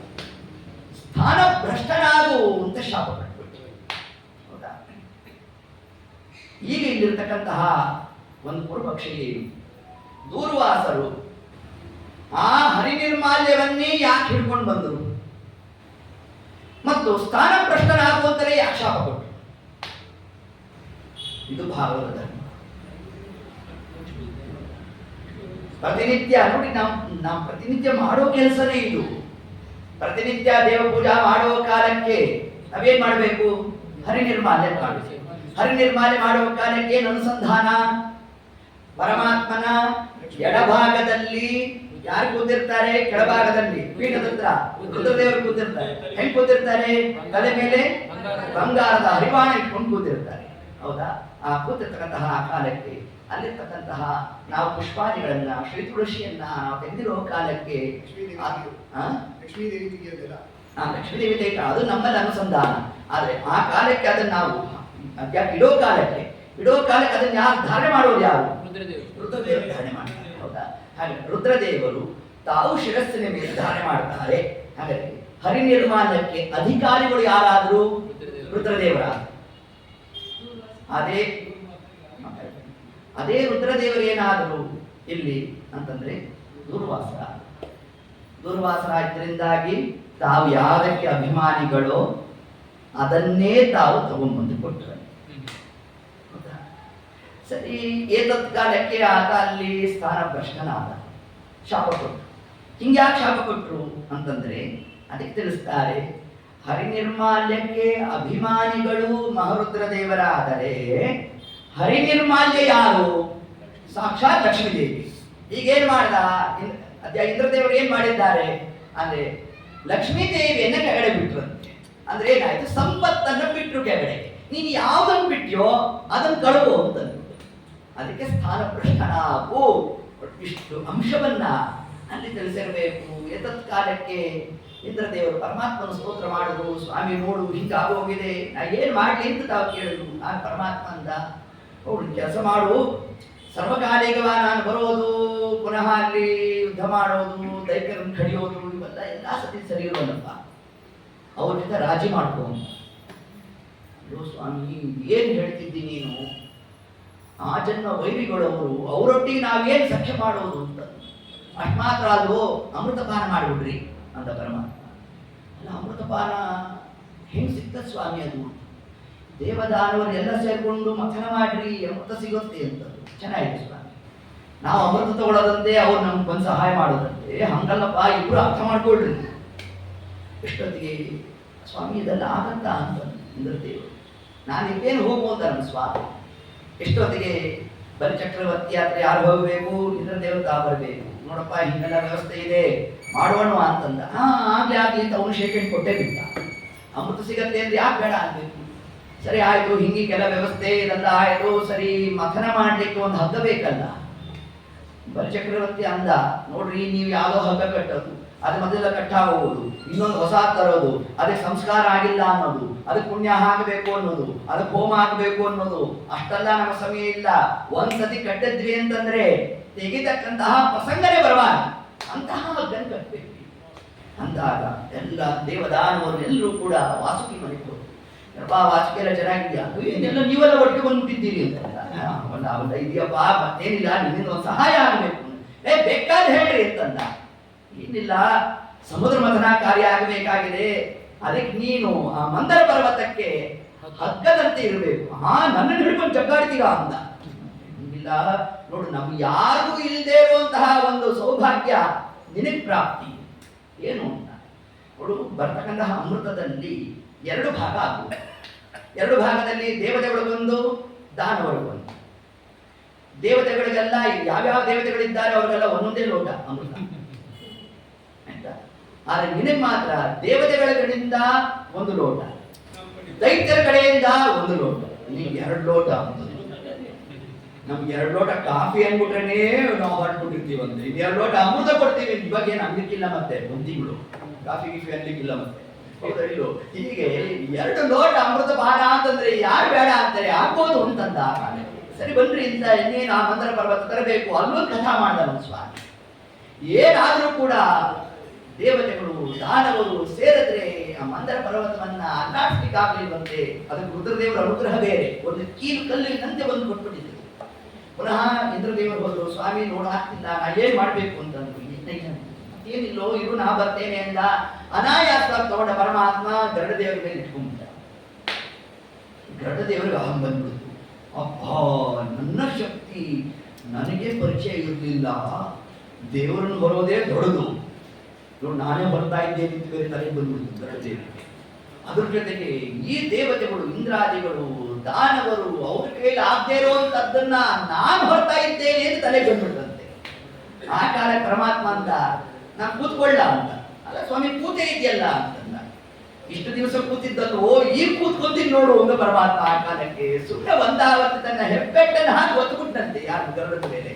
ಆ ಒಂದು ಭಾರವನ್ನು ಬರ್ಸ್ಲಿಕ್ಕಾಗಲಿಲ್ಲ. ಸ್ವಾಮಿ ಕ್ಷಮಾ ಮಾಡು, ಏನು ಅಜ್ಞಾನದಿಂದ ಇಂತಹ ಪ್ರವೃತ್ತಿ ಮಾಡುತ್ತೆ ಎಂದು ನಾನು ಸ್ತೋತ್ರ ಮಾಡಬೇಕು. ಇಷ್ಟೊತ್ತಿಗೆ ದೇವತೆಗಳು ದಾನವರನ್ನು ನೋಡಿದ್ರು. ಪರಮಾತ್ಮ ಅನಾಯಾಸ ತಗೊಂಡ ಮಂದರ ಪರ್ವತವನ್ನು ಇಟ್ಕೊಂಡ. ಇದೇನು ಕೈಯಲ್ಲಿರೋ ಚಂಡಿತನ ಮಾಡ್ಕೊಂಡ ನಮ್ಗೆ. ಆತ ದೇವತೆಗಳು ದಾನವರೆಲ್ಲ ಅನ್ಕೊಂಡ್ರು, ಓಹೋ ಇದೆಲ್ಲೋ ಒಂಚೂರು ಕಚ್ಕೊಂಡ್ಬಿಟ್ಟಿತ್ತಷ್ಟೇ, ಟೆಕ್ನಿಕ್ ಇರಬೇಕ್ರಿ ಇದಕ್ಕೆಲ್ಲ ಅಂತ ಅನ್ಕೊಂಡು ಪರಮಾತ್ಮ ಕೊಡೋದನ್ನ ನಾವು ತಗೊಂಡು ಹೋಗ್ತೇವೆ, ಹಿಂದಿನ ಸಹಾಯ ಬೇಡ ಅನ್ನೋ ಕ್ರಮದಲ್ಲಿ ಮಾತಾಡ್ತೀವಿ. ಹೌದಾ ಅಂತ ಪರಮಾತ್ಮ ಬಿಟ್ಟೇ ಬಿಟ್ಟ.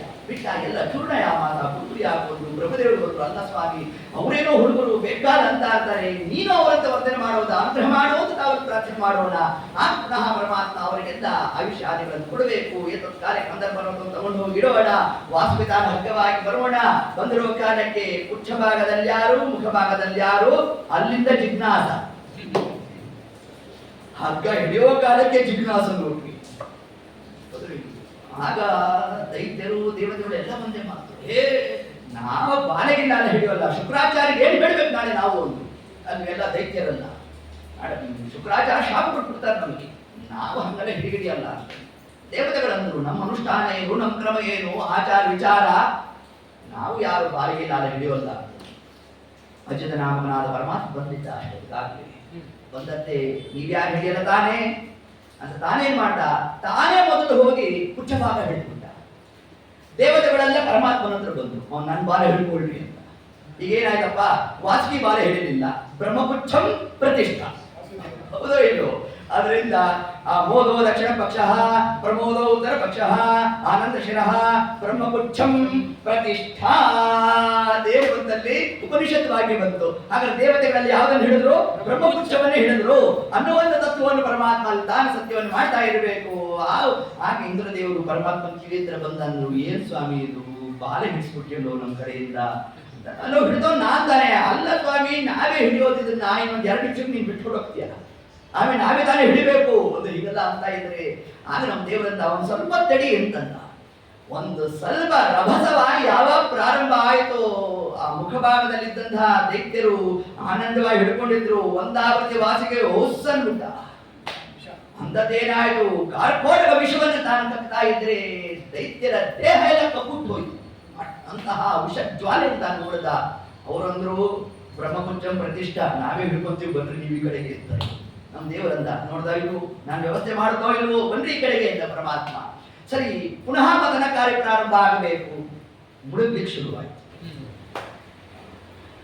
ಬಲಿ ಚಕ್ರವರ್ತಿ ಹಾಸ್ಯ ಮಾಡ್ದ ಇಂದ್ರದೇವರು ನೋಡಿ, ಅಲ್ಲ ಯಾರಿದ್ರದಲ್ಲ ಪ್ಲಾನಿಂಗ್ ಕಮಿಟಿ ತಗೊಂಡು ಹೋಗಿ ಪರ್ವತನ ಸಮುದ್ರದಲ್ಲಿ ಇಡೋದಂತೆ, ಮಥನ ಮಾಡೋದಂತೆ, ಅಲ್ರಿ ಅಷ್ಟು ಜ್ಞಾನ ಬೇಡವಾ ನಿಮಗೆ, ಅದು ಮುಳುಗಿ ಹೋಗುತ್ತೆ ಅಂತ ಅಭಾಸ್ಯವನ್ನು ಮಾಡ್ತಾ ಇರೋಣ. ಇದು ತತ್ಕಾಲಕ್ಕೆ ಇಂದ್ರದೇವರು ಹೋದ್ರು. ಸ್ವಾಮಿ ನೋಡು ಹಿಂಗಾಗೋಗಿದೆ, ಹಿಂಗಾಗೋಯ್ತಾ ಅಂತ ಪರಮಾತ್ಮ. ಹೌದು ಸ್ವಾಮಿ, ನಾ ಬರ್ತೇನೆ ನಡಿ ಅಂತ. ಆಗ ಧಾರಣೆ ಮಾಡತಕ್ಕಂಥ ಆರೋಪನೆ ಕೂರ್ಮರೂಪ. ಅಲ್ಲಿ ಪರಮಾತ್ಮ ಕೂರ್ಮರೂಪವನ್ನು ಧಾರಣೆ ಮಾಡಿದ. ಯಾವಾಗ ಸ್ವಲ್ಪ ಗುಣ ಗಟ್ಟಿ ಆಯ್ತು ಹಾಡ್ಲಿಕ್ಕೆ ಶುರು ಮಾಡಿದ. ಲೋಕದಲ್ಲಿ ಇದೇ ಕ್ರಮ, ಏನು ಇಲ್ಲ ಅಂದ್ರೆ ಸುಮ್ಮನೆ ಇರ್ತಾನೆ.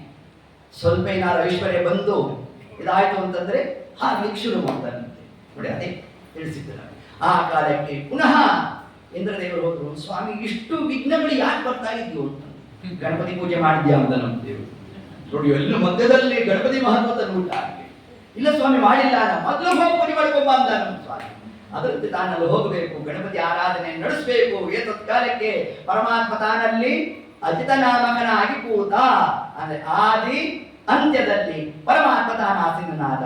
ಇಷ್ಟ ಆಯಿತು. ಇಷ್ಟ ಆದ್ಮೇಲೆ ಇನ್ನಷ್ಟು ರಭಸ ಆಯಿತು. ವಾಸುಕಿಗೆ ಶ್ರಮ ಆಯಿತು. ಆಗ ವಾಸುಕಿಯಲ್ಲಿ ಪರಮಾತ್ಮ ತಾನು ಪ್ರವೇಶ ಮಾಡ್ತಾನೆ. ಹೌದು, ವೇದೆ ರಾಮಾಯಣೆ ಚೈವ ಪುರಾಣೆ ಭಾರತೆ ತಥಾ ಆದೌ ಅಂತ್ಯೆ ಮಧ್ಯೆ ಚ ವಿಷ್ಣು ಸರ್ವತ್ರ ಗೀಯತೆ. ಇದೇ ಶಾಸ್ತ್ರದ ವಿಷಯ. ಎಲ್ಲಿಂದ ಎಲ್ಲಿ ತನಕ ಬಂದರೂ ಕೂಡ ಪರಮಾತ್ಮನೇ ನಿಂತು ತಾನು ಕಾರ್ಯವನ್ನ ಪ್ರವೃತ್ತ ಮಾಡಬೇಕು ಅನ್ನೋ ಒಂದು ಅಂಶವನ್ನೇ ತತ್ಕಾಲಕ್ಕೆ ನಮಗೇನಲ್ಲಿ ತಿಳಿಸಿದ್ದಾರೆ. ಹೀಗೆ ಆ ಕ್ರಮದಿಂದಾಗಿ ಆ ರಭಸವಾಗಿ ಆ ಕಾರ್ಯ ನಡಿಬೇಕು. ಮೇಲ್ಭಾಗದಲ್ಲಿ ಪರಮಾತ್ಮ, ಕೆಳಭಾಗದಲ್ಲಿ ಪರಮಾತ್ಮ. ಇದೇ ಬ್ರಹ್ಮಸೂತ್ರ. ಹೌದು, ಓಂ ಓಂ ಅಥಾತೋ ಬ್ರಹ್ಮ ಜಿಜ್ಞಾಸ ಓಂ. ಏನಾಯ್ತು, ಆದಿ ಅಂತ್ಯದಲ್ಲಿ ಓಂಕಾರಗಳು. ಹೌದಾ, ವಾಯುಸ್ತುತಿ ಹೇಳಬೇಕಾದ್ರೆ ನಖಸ್ತುತಿ, ವಾಯುಸ್ತುತಿ, ನಖಸ್ತುತಿ. ಏನಾಯ್ತು, ಆದಿ ಅಂತ್ಯದಲ್ಲಿ ಪರಮಾತ್ಮ ಇದ್ರೆ ಮಾತ್ರ ಹಾಡೆಗಳು ಗಟ್ಟಿಯಾಗಿ ಇರುತ್ತೆ. ಆದಿ ಅಂತ್ಯ ಗಟ್ಟಿ ಇಲ್ಲ ಅಂದ್ರೆ ಈ ತರ ಹಾಳೆ ಬಂದ್ಬಿಡುತ್ತೆ. ಯಾಕೆ ಇದ್ರ ಪೈಪ್ ಸ್ವಲ್ಪ ಗಟ್ಟಿ ಇಲ್ಲ, ಅದಕ್ಕಾಗಿ ಹಾಳೆ ಬಂತು. ಹಾಗಾದ್ರೆ ಪರಮಾತ್ಮ ಇಲ್ಲ ಅಂತಂದ್ರೆ ಏನಾಗುತ್ತೆ, ಆಗ ಇದೆಲ್ಲ ಏನು ದೇವತೆಗಳು. ಈ ದೇವತೆಗಳೆಲ್ಲ ಗಟ್ಟಿಯಾಗಿ ಕೂಡಬೇಕು. ಅವರನ್ನ ನಾವು ಮಾಡಿರ್ತಕ್ಕಂತಹ ಸ್ತೋತ್ರ ಅದು ಉಳಿಬೇಕು ಅಂತಂದ್ರೆ ಆಗ ಕೊನೆಯದಾಗಿ ನಾವು ಯಾರನ್ನು ಚಿಂತನೆ ಮಾಡಬೇಕು ಅಂದ್ರೆ ಆದಿಯಲ್ಲೂ ಪರಮಾತ್ಮ, ಮಧ್ಯದಲ್ಲೂ ಪರಮಾತ್ಮ, ಅಂತ್ಯದಲ್ಲೂ ಪರಮಾತ್ಮ. ಸಂಕಲ್ಪ ಮಾಡೋ ಕಾಲಕ್ಕೆ ವಿಷ್ಣು ಪ್ರೇರಣೆಯ ವಿಷ್ಣು ಪ್ರೀತ್ಯರ್ಥಂ. ಕೆಲಸ ಮಾಡೋ ಕಾಲಕ್ಕೆ ಸ್ವಾಮಿ ನೀನ್ ನಿಂತು ನನ್ನನ್ನು ಮಾಡಿಸ್ಬೇಕು, ಇಷ್ಟ ಆಯ್ತು. ಕೊನೆಯದಾಗಿ ಏನು ಹೇಳಬೇಕು, ಕೃಷ್ಣಾರ್ಪಣ ಹೇಳಬೇಕು. ಹಾಗಾದ್ರೆ ಮೊದಲಿಗೆ, ಮಧ್ಯದಲ್ಲಿ, ಅಂತ್ಯದಲ್ಲಿ ಯಾರ ಚಿಂತನೆ ಬಂತು, ಪರಮಾತ್ಮಂದೇ ಚಿಂತನೆ ಬಂತು. ಇದೇ ಸಮುದ್ರ ಮಥನ. ಇಷ್ಟು ಕ್ರಮದಲ್ಲಿ ನಾವು ಚಿಂತನೆಯನ್ನು ಮಾಡ್ತಾ ಆ ಮಥನ ಕಾರ್ಯ ಪ್ರಾರಂಭ ಆದಾಗ ಮೊದಲಿಗೆ ಬಂದದ್ದೇ ವಿಷ. ಆ ವಿಷವನ್ನ ಪರಮಾತ್ಮ ಯಾರು ಕೊಟ್ಟ, ವಾಯುದೇವರು ಕೊಟ್ಟ. ವಾಯುದೇವರು ಘಟ ಘಟ ಘಟ ಘಟ ಘಟ ಘಟ ನಾವು ಪಾನ ಮಾಡ್ತಿರ್ಬೇಕು. ರುದ್ರದೇವರು ಧಾವಿಸಿ ಬಂದರು. ತಮ್ಮ ನಿಯತ ಗುರುಗಳಾಗಿರ್ತಕ್ಕಂತಹ ಮುಖ್ಯ ಪ್ರಾಣ ದೇವರು ತಾವು ಪಾನ ಮಾಡ್ತಾ ಇದ್ದಾರೆ ಅಂತಂದ್ರೆ ಸ್ವಾಮಿ ನಂಗೆ ಸ್ವಲ್ಪ ಕೊಡ್ರಿ ಅಂತಂದ್ರು. ಆಗ ವಾಯುದೇವರು ಪರಮಾತ್ಮನ ಕಡೆ ಹೋದ್ರು. ನಮ್ಮ ದೇವರಂತ ಎಲ್ಲ ನಿರ್ವೀರ್ಯ ಮಾಡಿಬಿಡುವಂತ. ಎಲ್ಲ ತೆಗೆದು ಒಂದಿಷ್ಟು ಅವನು ಕೊಡುವಂತ ಏತತ್ ಕಾಲಕ್ಕೆ ಅದರಂತೆ ಮಹಾರುದ್ರ ದೇವರು ಕೈ ಕೊಡಬೇಕು. ಮಹಾರುದ್ರ ದೇವರು ಇನ್ನೇ ಅದನ್ನು ಪ್ರಾಶನ ಮಾಡಬೇಕು. ಶುಕ್ರಾಚಾರ್ಯ ಬಂದ್ಬಿಟ್ರು, ಸ್ವಾಮಿ ನನಗೂ ಸ್ವಲ್ಪ ಕೊಡ್ರಿ ಅಂದ್ರು ರುದ್ರದೇವರನ್ನ. ರುದ್ರದೇವರು ಕೇಳಿದ್ರು, ನಿಮ್ಗೆ ಯಾಕೋ ಅಂತ, ಇದೇನು ಪಂಚಾಮೃತ ಅನ್ಕೊಂಡ್ಯಾ, ವಿಷ ಆಯ್ತು. ಹೌದು ಸ್ವಾಮಿ, ನಮಗೂ ಗೊತ್ತಿದೆ ಅದು ವಿಷ ಅಂತ, ಯಾಕೆ ನೀನು ಪಾನ ಮಾಡ್ತೀರೋ, ನನ್ನ ಮೇಲೆ ಅಷ್ಟು ಭಕ್ತಿಲ್ಲ ಅಂತಂದ್ರು. ಹಂಗಲ್ಲ, ಅಲ್ಲ ಸ್ವಾಮಿ, ಸ್ವಲ್ಪ ಕೊಟ್ಟಿರಿ, ಯಾವ ಕಾರಣ ಬೇಕಾಗ್ತದೋ ಗೊತ್ತಿಲ್ಲ ನಮ್ಗೆ. ನೋಡಿ ಶುಕ್ರಾಚಾರ್ಯ ದೈತ್ಯ ಗುರುಗಳು ಏನು ಕ್ರಮ ತೋರಿಸ್ತಾ ಇದ್ದಾರೆ, ಅದನ್ನು ತಾವು ಶೇಖರಣೆ ಮಾಡಿ ಇಟ್ಕೊಂಡಿದ್ರು. ಅದರಲ್ಲಿ ಒಂದು ಭಾಗ ಕೊಟ್ಟಿದ್ದೆ ನೆನ್ನೆ ಬಂದವರಿಗೆ. ನೆನ್ನೆ ಯಾರು ಬಂದವರು? ಪ್ರಹ್ಲಾದ ರಾಜರು ಒಂದು ಭಾಗ, ಇನ್ನೊಂದು ಭಾಗ ಯಾರಿಗೆ? ಭೀಮಸೇನ ದೇವರು ಲಡ್ಡುಗೆ ಒಳಗಡೆ ಸೇರಿಸ್ಬಿಟ್ರು. ಆ ಭೀಮಸೇನ ದೇವರು ಅಂದ್ರಂತೆ, ಅಲ್ಲೋ ಇದು ನಿರ್ವೀರ್ಯ ಮಾಡಿದವರೇ ನಾನು, ಪುನಃ ನನಗೆ ಕೊಡ್ತೀಯ ಅಂದ್ರಂತೆ ವಾಯುದೇವರು. ಭುಕ್ತಂ ಜಡೀರ್ಣಂ ಪರಿಪಂಥ್ಯದತ್ತಂ ವಿಷಂ ವಿಷಣ್ಣೋ ವಿಷವೃದ್ಗುಣೋತಃ ಭುಕ್ತಂ ಚ ಜೀರ್ಣಂ. ವಾಯುದೇವರು ಕಾರ್ಯವತ್ತಾಗಿ ಏನು ಮಾಡಿದ್ದಾರೆ. ಹೀಗೆ ಒಟ್ಟಾರೆ ಮಹಾರುದ್ರ ದೇವರು ತಾವು ಅದನ್ನು ಪಾನ ಮಾಡಬೇಕು. ಪಾನ ಮಾಡಿದಂತಹ ಕಾಲಕ್ಕೆ ಉಳಿದಂತಹ ಒಂದು ಚಂಡ ಏನಿತ್ತು ಅದನ್ನು ಒಂದು ಕೈಯಲ್ಲಿ ಝಾಡಿಸೋದು, ಅದೇ ವಿಷ ಜಂತುಗಳಾಗೆಲ್ಲ ಹುಟ್ಕೊಂಡ್ಬಿಟ್ಟು ಇಷ್ಟೊತ್ತಿಗೆ ಅದರ ಒಂದು ಬಾಧೆಯನ್ನು ಕೂಡ ಮಹಾರುದ್ರ ದೇವರು ಭರಿಸಲಿಕ್ಕೆ ಆಗಲೇ ಇಲ್ಲ. ಆಗ ರಾಮನಾಮವನ್ನು ತಾವು ಚಿಂತನೆ ಮಾಡಿದ್ರು. ನೀಲಕಂಠನಾದರು, ಪಾರ್ವತಿ ದೇವರು ತಾವು ಸ್ಪರ್ಶ ಮಾಡಬೇಕು, ರಾಮದೇವರನ್ನು ಸ್ಮರಣೆ ಮಾಡ್ತಾ ಇಷ್ಟದಾದ್ಮೇಲೆ ಚಂದ್ರಶೇಖರನಾದ, ಗಂಗಾಧರನಾದ, ನಂಜುಂಡನಾದ, ಎಷ್ಟು ನಾವು ಕೊಟ್ಬಿಟ್ಟ ಪರಮಾತ್ಮ. ಇವತ್ತು ಲೋಕದಲ್ಲಿ ವಿಷಪಾನ ಮಾಡಿದವರು ಅಂದ್ರೆ ವಾಯುದೇವರ ಹೆಸರು ಬರೋದೇ ಇಲ್ಲ. ಬರೋದು ಯಾರು? ಮಹಾರುದ್ರ ದೇವರು. ಯಾಕೆ ಅಂತಂದ್ರೆ ಗುರುಗಳ ಸೇವೆ ಮಾಡ್ತೀನಿ ಅಂತ ಬಂದಿಯಲ್ಲ, ನಿನಗೆ ಹೆಸರು ಅಂದ್ಬಿಟ್ಟ ಪರಮಾತ್ಮ. ಹೌದು, ಹೀಗೆ ಆ ಕ್ರಮದಿಂದ ಹೇಗೆ ಅಳಿಲಿಕ್ಕೆ ಪರಮಾತ್ಮ ಮೊದಲಿಗೆ ತಾನೆಲ್ಲ ಅನುಗ್ರಹ ಮಾಡಿದ್ನು. ಸಂಕಲ್ಪಯ ಮಾಸಸ ಶುದ್ಧ ಬುದ್ಧಿ, ನೀವು ಸಂಕಲ್ಪ ಮಾಡಿದ್ರು ನಾನು ಅನುಗ್ರಹ ಮಾಡ್ತೀನಿ ಅಂತ. ಇಲ್ಲಿ ಬರ್ತಕ್ಕಂಥ ಒಂದು ಪ್ರಶ್ನೆ ನಮಗೆ, ಮಹಾರುದ್ರ ದೇವರ ಪಾರಮ್ಯ ಹೋಯ್ತಲ್ಲ, ಚಂದ್ರನ ತಲೆ ಮೇಲೆ ಕೂರಿಸ್ಕೊಂಡ್ಬಿಟ್ಟಲ್ಲ, ಚಂದ್ರ ಅಧ್ಯಾಪಿ ಶಿಷ್ಯ. ಹೌದು, ಇದು ಆ ಚಂದ್ರನನ್ನ ತಲೆ ಮೇಲೆ ಕೂಡಿಸ್ಕೊಂಡು ರುದ್ರದೇವರಿಗೆ ಏನಾಗಬೇಕು? ರುದ್ರದೇವರು ಎಷ್ಟನೇ ಕಕ್ಷ, ಚಂದ್ರ ಎಷ್ಟನೇ ಕಕ್ಷ, 12ನೇ ಕಕ್ಷೆಯಲ್ಲಿ, 5ನೇ ಕಕ್ಷಾ ದೇವತೆಗಳಲ್ಲಿ, ಗುರುಗಳಲ್ಲಿ, ಶಿಷ್ಯಲ್ಲಿ ಆದಿತ್ಯರುಳು ಉತ್ತಮನೆನಿಸಿ ಪುರುಷೋತ್ತಮನ ಪರ್ಯಂಕ ಪದವೈದಿದೆಯೋ ಮಹಾದೇವ ಅಂತ ತಿಳಿಸ್ತಾರೆ. ಹೌದು, ಹಿಂಗಿರ್ಬೇಕಾದ್ರೆ ಚಂದ್ರಶೇಖರ ಯಾಕಾದ, ಚಂದ್ರನನ್ನು ಯಾಕೆ ಧಾರಣೆ ಮಾಡಿದ್ರು ಮಹಾರುದ್ರ ದೇವರು ಅಂತಂದ್ರೆ, ಈಗ ಬಂದಿರೋದೇನು ಅವರಿಗೆ ಬೇನೆ, ಒಂದಷ್ಟು ರೋಗ ಪ್ರಾಪ್ತಿಯಾಗಿದೆ ವಿಷಪಾನದಿಂದಾಗಿ. ಹಾಗೆ ಈ ಒಂದು ರೋಗಾದಿಗಳೆಲ್ಲ ಪರಿಹಾರ ಆಗಬೇಕಾದ್ರೆ ಪರಮಾತ್ಮನ ಯಾವ ರೂಪದ ಚಿಂತನೆ ಮಾಡಬೇಕು? ಧನ್ವಂತರಿ ರೂಪ. ಧನ್ವಂತರಿ ರೂಪ ಇರೋದೆಲ್ಲಿ? ಚಂದ್ರಮಂಡಲದಲ್ಲಿ. ಅದಕ್ಕೇನ್ ಮಾಡಿದ್ರು? ಚಂದ್ರನೆಂಬ ಪ್ರತೀಕ, ಆ ಪ್ರತೀಕದಲ್ಲಿ ಯಾರ ಸನ್ನಿಧಾನ? ಧನ್ವಂತರಿ ನಾಮಕನಾದ ಪರಮಾತ್ಮನ ಸನ್ನಿಧಾನ. ಇಷ್ಟು ಚಿಂತನೆ ಬಂತು. ವಾಯುದೇವರು ಬರಲೇ ಇಲ್ಲ, ನೇರವಾಗಿ ಪರಮಾತ್ಮ ರುದ್ರದೇವರ ಚಿಂತನೆ ಬಂದ್ಬಿಡ್ತಲ್ಲ. ಅಂತಂದ್ರೆ ಅದೇ ಚಂದ್ರನಲ್ಲಿ ಯಾರ ಸನ್ನಿಧಾನ? ಬ್ರಹ್ಮದೇವರ ಸನ್ನಿಧಾನ. ಹೌದೋಯ್ತು. ಅತ್ರಿ ಋಷಿಗಳು ತಾವು ತಪಸ್ ಮಾಡೋಣ ಮಾಡ್ತಾ ಬ್ರಹ್ಮದೇವರು ಬರಬೇಕು, ನನಗೆ ಅವತಾರ ಇಲ್ಲ ಅಂತ ತಾವು ಹೇಳಬೇಕು. ಹೇಳಿದಾಗ ಚಂದ್ರನಲ್ಲಿ ನಾನು ಆವಿಷ್ಟನಾಗ್ತೇನೆ ಅಂತ ತಿಳಿಸಿದ್ರು. ಹಾಗಾದ್ರೆ ಚಂದ್ರನೆಂಬ ಪ್ರತೀಕದಲ್ಲಿ ಸರ್ವೋತ್ತಮನಾದ ಪರಮಾತ್ಮ, ಜೀವೋತ್ತಮನಾದ ಬ್ರಹ್ಮವಾಯುಗಳ ಸನ್ನಿಧಾನ ಇರೋದ್ರಿಂದಾಗಿ ರುದ್ರದೇವರು ತಮ್ಮ ಶಿರಸ್ಸಿನಲ್ಲಿ ಚಂದ್ರನನ್ನ ಧಾರಣೆ ಮಾಡಿದ್ರು. ಈ ಕ್ರಮದಿಂದಾಗಿ ರುದ್ರದೇವರನ್ನ ಏನಂತ ಕರೆದಿದ್ದಾರೆ? ವೈಷ್ಣವೋತ್ತಮರು. ಇಷ್ಟು ಕ್ರಮದಿಂದ ನಾವು ರುದ್ರದೇವರನ್ನು ಕೂಡ ಚಿಂತನೆ ಮಾಡಲಿಕ್ಕೆ ಅವಕಾಶ ಉಂಟು.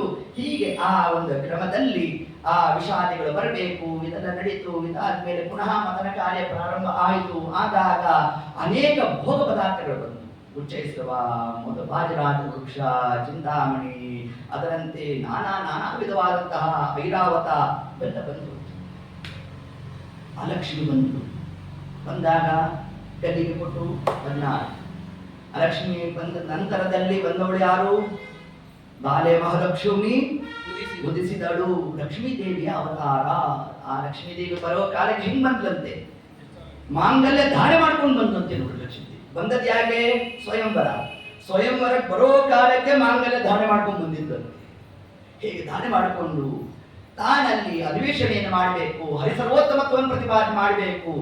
ಆ ಎಲ್ಲ ದೇವತೆಗಳನ್ನೆಲ್ಲ ಸಾಲಾಗೆ ಕುಳ್ಳಿರ್ದ ಸುರರ ಸಭೆಯ ಕಂಡು ಆಲೋಚಿಸಿದಳು ಮನದಲ್ಲಿ ಇಂತ ರಾಜರು ಲಕ್ಷ್ಮೀಶೋಭಾನ ಪದದಲ್ಲಿ ಈ ಒಂದು ಕಥಾ ಪ್ರಸಂಗವನ್ನು ಅತ್ಯಂತ ಸುಂದರವಾಗಿ ತಾವು ವರ್ಣನೆಯನ್ನು ಮಾಡಿದ್ದಾರೆ. ಅದರಂತೆ ಆ ಲಕ್ಷ್ಮೀದೇವಿ ಹೂಮಾಲಕ್ಕೆ ಹಿಡ್ಕೊಂಡು ತಾನು ಬಂದಿದ್ದಾಳಂತೆ. ಬಂದಾಗ ಇರತಕ್ಕಂತಹ ದೇವತೆಗಳು ಯಾರ್ಯಾರಿದ್ದಾರೆ ಒಬ್ಬೊಬ್ಬರಲ್ಲಿ ಒಂದೊಂದು ದೋಷವನ್ನು ಹೇಳ್ತಾ ಇದ್ದಂತೆ. ಯಾರ ಹೆಸರು ಹೇಳಲಿಲ್ಲ. ಎರಡು ಅಂಶವನ್ನು ತಿಳಿಸ್ತಾರೆ. ಯಾಕೆ ಹೆಸರು ಹೇಳಿಲ್ಲ? ಸಭಾ ಮರ್ಯಾದೆಯಂತೆ. ಬ್ರಹ್ಮ ನಿನ್ನಲ್ಲಿ ದೋಷ ಅಂತ ಹೇಳಿದ್ರೆ ಸ್ವಲ್ಪ ಬ್ರಹ್ಮದೇವರಿಗೆ ಅಪಮಾನ ಆಗುತ್ತೆ, ಅದರಿಂದ ಹೆಸರು ಹೇಳಿಲ್ಲ. ಇನ್ನು ಬ್ರಹ್ಮ ನಿನ್ನಲ್ಲಿ ದೋಷ ಅಂತಂದ್ರೆ ಬ್ರಹ್ಮ ಶಬ್ದ ವಾಚ್ಯ ಯಾರು? ಪರಮಾತ್ಮ. ನಮ್ಮ ಯಜಮಾನರ ಹೆಸರನ್ನು ನಾನು ಯಾಕೆ ಜೋರ ಕರೀಲಿ ಅಂತ ಸುಮ್ಮನೆ ಅದಕ್ಕೆ ತನ್ನಾಮದಿಂದಲೇ ಕರೆಯಾದೆ ಒಬ್ಬೊಬ್ಬರ ಉನ್ನಂತ ದೋಷಗಳ ಎಣಿಸಿದಳು ಶೋಭಾನಿ ಅಂತಾರೆ ವಾದಿರಾಜರು. ಆ ಕಾಲಕ್ಕೆ ಬ್ರಹ್ಮದೇವರು ಬಳಿ ಬಂದು ಲಕ್ಷ್ಮೀದೇವಿ ಬಂದು ಆ ಕಾಲಕ್ಕೆ ತಾನೇನ್ ಮಾಡಿದ್ದಾಳೆ? ಬ್ರಹ್ಮದೇವರಲ್ಲಿ ಒಂದು ದೋಷ ಹೇಳುತ್ತದೆ. ಏನ್ ದೋಷ? ಕಾಮಿ ನಿರ್ಜಿತನೊಬ್ಬ ಕಾಮಿನಿಗೆ ಸೋತ. ಬ್ರಹ್ಮದೇವರು ಟಿಕ್ ಮಾಡಿಕೊಂಡ್ರು ನನ್ನ ಬಗ್ಗೆನೇ ಅಂತ. ಇನ್ನ ವಾಯುದೇವರ ಬಳಿಗೆ ಹೋದ್ಲಂತೆ. ವಾಯುದೇವರು ಕೂತಿದ್ದು ನನ್ನ ಬಗ್ಗೆ ಏನು ಹೇಳ್ತೀನಿ ನೋಡೋಣ ಅಂತಂದು. ಜೀವರ ಮರ್ಮವ ಮೆಟ್ಟಿ ಕೊಲಿಸುವ ಅಂತ. ಏನು ಶಿಕ್ಷೆ ಕೊಡ್ತೀವೋ ಮಾರಾಯ ನೀನು ಶಿಕ್ಷೆ ಕೊಡ್ಲಿಕ್ಕೆ ಶುರು ಮಾಡಿದ್ರೆ ಅದಕ್ಕೆ ಎಕ್ಸ್ಕ್ಯೂಸೇ ಇಲ್ಲ. ಯಾಕೆ? ನಿತ್ಯ ನರಕಕ್ಕೆ ಅಧಿಪತಿಗಳು ಯಾರು? ವಾಯುದೇವರು. ಆದ್ರಿಂದ ನೀನ್ ಬೇಡಪ್ಪ ಅಂತ. ಇನ್ನ ರುದ್ರದೇವರ ಹತ್ರ ಬಂದಾಗ ಭಾಮಿನಿಯ ಹಿಂದೆ ಹಾರಿದವ. ನಮ್ಮ ಯಜಮಾನ ಸ್ತ್ರೀ ರೂಪ ತಗೊಂಡಿದ್ವಿ, ಅದ್ರ ಹಿಂದೆನೆ ಹಾರಿಬಿಟ್ಟಿದ್ರು. ನೀನು ಬೇಡ ಅಂತ. ಹೀಗೆ ಇನ್ನು ಎಲ್ಲಾ ಋಷಿಮುನಿಗಳು ಕೂತಿರೋ ಕಾಲಕ್ಕೆ ನಿಮ್ಮನ್ನೆಲ್ಲ ಒಂದೇ ಒಂದು ಕಾಮನ್ ದೋಷ ಹೇಳ ಅಂತ ಏನ್ ಹೇಳದ್ಲಂತೆ? ಕೆಲವರು ತಲೆಯೂರಿ ಪುಣ್ಯವ ಗಳಿಸಿದ್ದಾರೇನು ಫಲವಿಲ್ಲ, ಜ್ವಲಿಸುವ ಕೋಪಾದಿ ಶಾಪವ ಕೊಡುವರು. ಭಾರಿ ಶಾಪ ಕೊಟ್ಬಿಡ್ತೀರ ನೀವು. ಶಾಪ ಕೊಟ್ರಿ ಅಂತಂದ್ರೆ ಪುಣ್ಯ ಸರ್ರ ಅಂತ ಹೇಳೋಗುತ್ತೆ. ನನ್ನನ್ನು ಏನ್ ಸಾಕ್ತೀರಿ ನೀವು? ನಿಮ್ ಕೈಯಿಂದ ಆಗೋಲ್ಲ. ಹೇಗೆ ಹೇಳ್ತಾ ಕುಂದು ಎಳ್ಳು ಇಷ್ಟಿಲ್ಲದೆ ಮುಕುಂದನೇ ತನಗೆ ಪತಿ ಎಂದು ನಮಿಸಿದಳು. ಏತತ್ ಕಾಲಕ್ಕೆ ಪರಮಾತ್ಮನಿಗೆ ತಾನು ಹೂಮಾಲಿಕೆಯನ್ನು ಹಾಕೋಣ. ತದೇವ ಲಕ್ಷ್ಮಂ ತದೇವ ತದೇವ ದಾನಾಬಲಂ ತದೇವಲಂ ತದೇವ ವಿದ್ಯಾಬಲಂ ದೈವಬಲಂ ತದೇವ.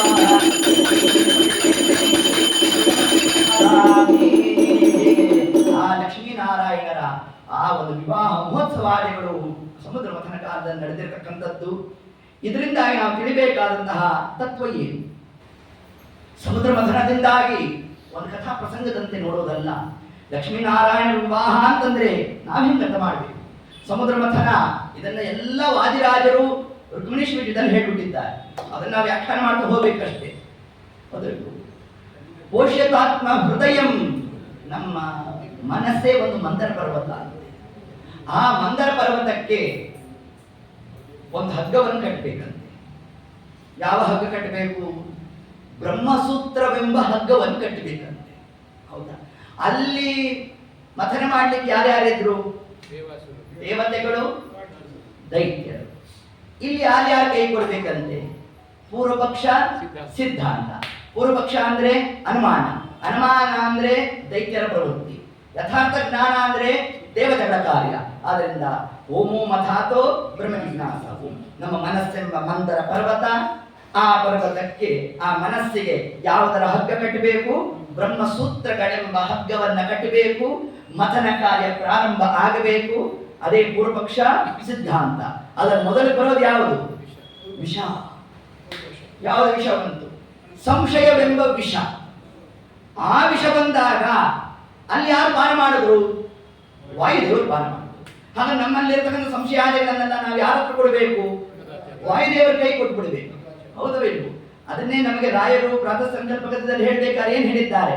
ಮಧ್ವರಾಯರ ಲಕ್ಷಣವನ್ನು ಹೇಳಬೇಕಾದ್ರೆ ಅಸಂಶಯಾನ. ಮಧ್ವರಾಯರಲ್ಲಿ ಸಂಶಯ ಇಲ್ಲ. ಸ್ವಭಕ್ತ ಅಶೇಷ ಸಂಶಯ ಶತ್ರು. ಇನ್ನು ಅವರ ಹತ್ರ ಯಾರು ಹೋಗಿ ಪಾದಾಕ್ರಾಂತರಾಗ್ತಾರೋ ಅವರಲ್ಲಿರ್ತಕ್ಕಂತಹ ಸಂಶಯವನ್ನು ಕೂಡ ಯಾರು ನಿರಸನ ಮಾಡ್ತಾರೋ ಅವರನ್ನೇ ವಿಶ್ವಗುರು ವಿಶುದ್ಧ ಅಂತ ಇಷ್ಟು ಅಂಶವನ್ನ ನಮಗೆ ಇಲ್ಲಿ ತಿಳಿಸಿದ್ದಾರೆ. ಹೀಗೆ ಆ ಕ್ರಮದಿಂದ ಆ ಪೂರ್ವಪಕ್ಷ ಸಿದ್ಧಾಂತ ಬಂದಿರುವ ವಿಷ ಅದನ್ನೆಲ್ಲ ನಾವು ವಾಯುದೇವರಿಗೆ ಕೊಟ್ಬಿಡಬೇಕು. ಅದರಿಂದ ರುದ್ರದೇವರಿಗೂ ಮನೋನಿಯಾಮಕರು ಅವ್ರಿಗೂ ನಾವು ಅದನ್ನು ಸಮರ್ಪಣೆ ಮಾಡಿರಬೇಕು. ತರುವಾಯ ಈ ದೇವತಾ ಸೇವೆಯಲ್ಲಿ ನಾವು ತೊಡಗಿದಾಗ ಅನೇಕ ಭೋಗ ಪದಾರ್ಥಗಳು ಬರುತ್ತದೆ. ಅದರ ಕಡೆಗೆ ಮನಸ್ಸು ಹಾಕಬಾರ್ದಂತೆ. ಪರಮಾತ್ಮ ನಮ್ಮನ್ನು ಪರೀಕ್ಷೆ ಮಾಡ್ತಾನಂತೆ, ಬೇಕಾದ ಐಶ್ವರ್ಯ ಕೊಡ್ತಾನಂತೆ. ಕೊಟ್ಟಾಗ ಆಯ್ತಲ್ಲ ಇನ್ನೇನೋ ಅಂತ ನಾವು ಬಿಡ್ತು ಅಂತಂದ್ರೆ, ಲೋಕದಲ್ಲಿ 2 ಥರದ ಮಕ್ಕಳು ಇರ್ತಾರಂತೆ. ತಂದೆಯ ತಾಯಿ ಇಬ್ಬರು ಮಕ್ಕಳಿದ್ದಾರೆ ಅಂತ ಅನ್ಕೊಳ್ಳೋಣ. ಏನೋ ಗಣಪತಿ ಹಬ್ಬಕ್ಕೆ ಪದಾರ್ಥಗಳು ತರಬೇಕು. ಆ ಮಾರ್ಕೆಟಲ್ಲಿ ಜಂಜಾಟ ಇದೆ, ಮಕ್ಕಳೇ ನೀವು ಮನೇಲಿ ಇರಿ ಅಂತ ಸುಮ್ಮನೆ ಇರತ್ತೋ ಮಕ್ಕಳು ಇರೋಲ್ಲ. ಅವ್ರಿಗೇನು ಮಾಡಬೇಕು, ತಿಂಡಿ ತಿನಿಸು ಏನೇನು ಇರುತ್ತಲ್ಲ ಅದೆಲ್ಲ ಕೊಡಿಸ್ಬೇಕು. ಕೊಡಿಸಿದಾಗ ಒಬ್ಬ ಮಗ ಏನು ಮಾಡ್ತಾನಂದ್ರೆ ಕೊಡಿಸಿದ್ದಷ್ಟು ತಿಂದ, ಅಷ್ಟಕ್ಕೆ ತೃಪ್ತನಾದ, ತೆಪ್ಪಗೆ ಮನೇಲಿ ಕೂತ. ಇನ್ನೊಬ್ಬ ಮಗ ಏನು ಮಾಡ್ದ, ಕೊಡಿಸಿದ್ದೆಲ್ಲ ತಿಂದ, ಅವ್ರ ಕಂಡು ಬಿದ್ದ. ನಾನನ್ನು ಬಿಟ್ಟಿರೋಲ್ಲ ಅಂತಂದ. ಅಂತಹ ಮಕ್ಕಳು ಆಗ್ಬೇಕಂತೆ ನಾವು. ಪರಮಾತ್ಮ ಭೋಗ ಪದಾರ್ಥ ಕೊಟ್ಟಿದ್ದಾನ, ಎಲ್ಲ ಭೋಗ ಮಾಡ್ಬೇಕಂತೆ.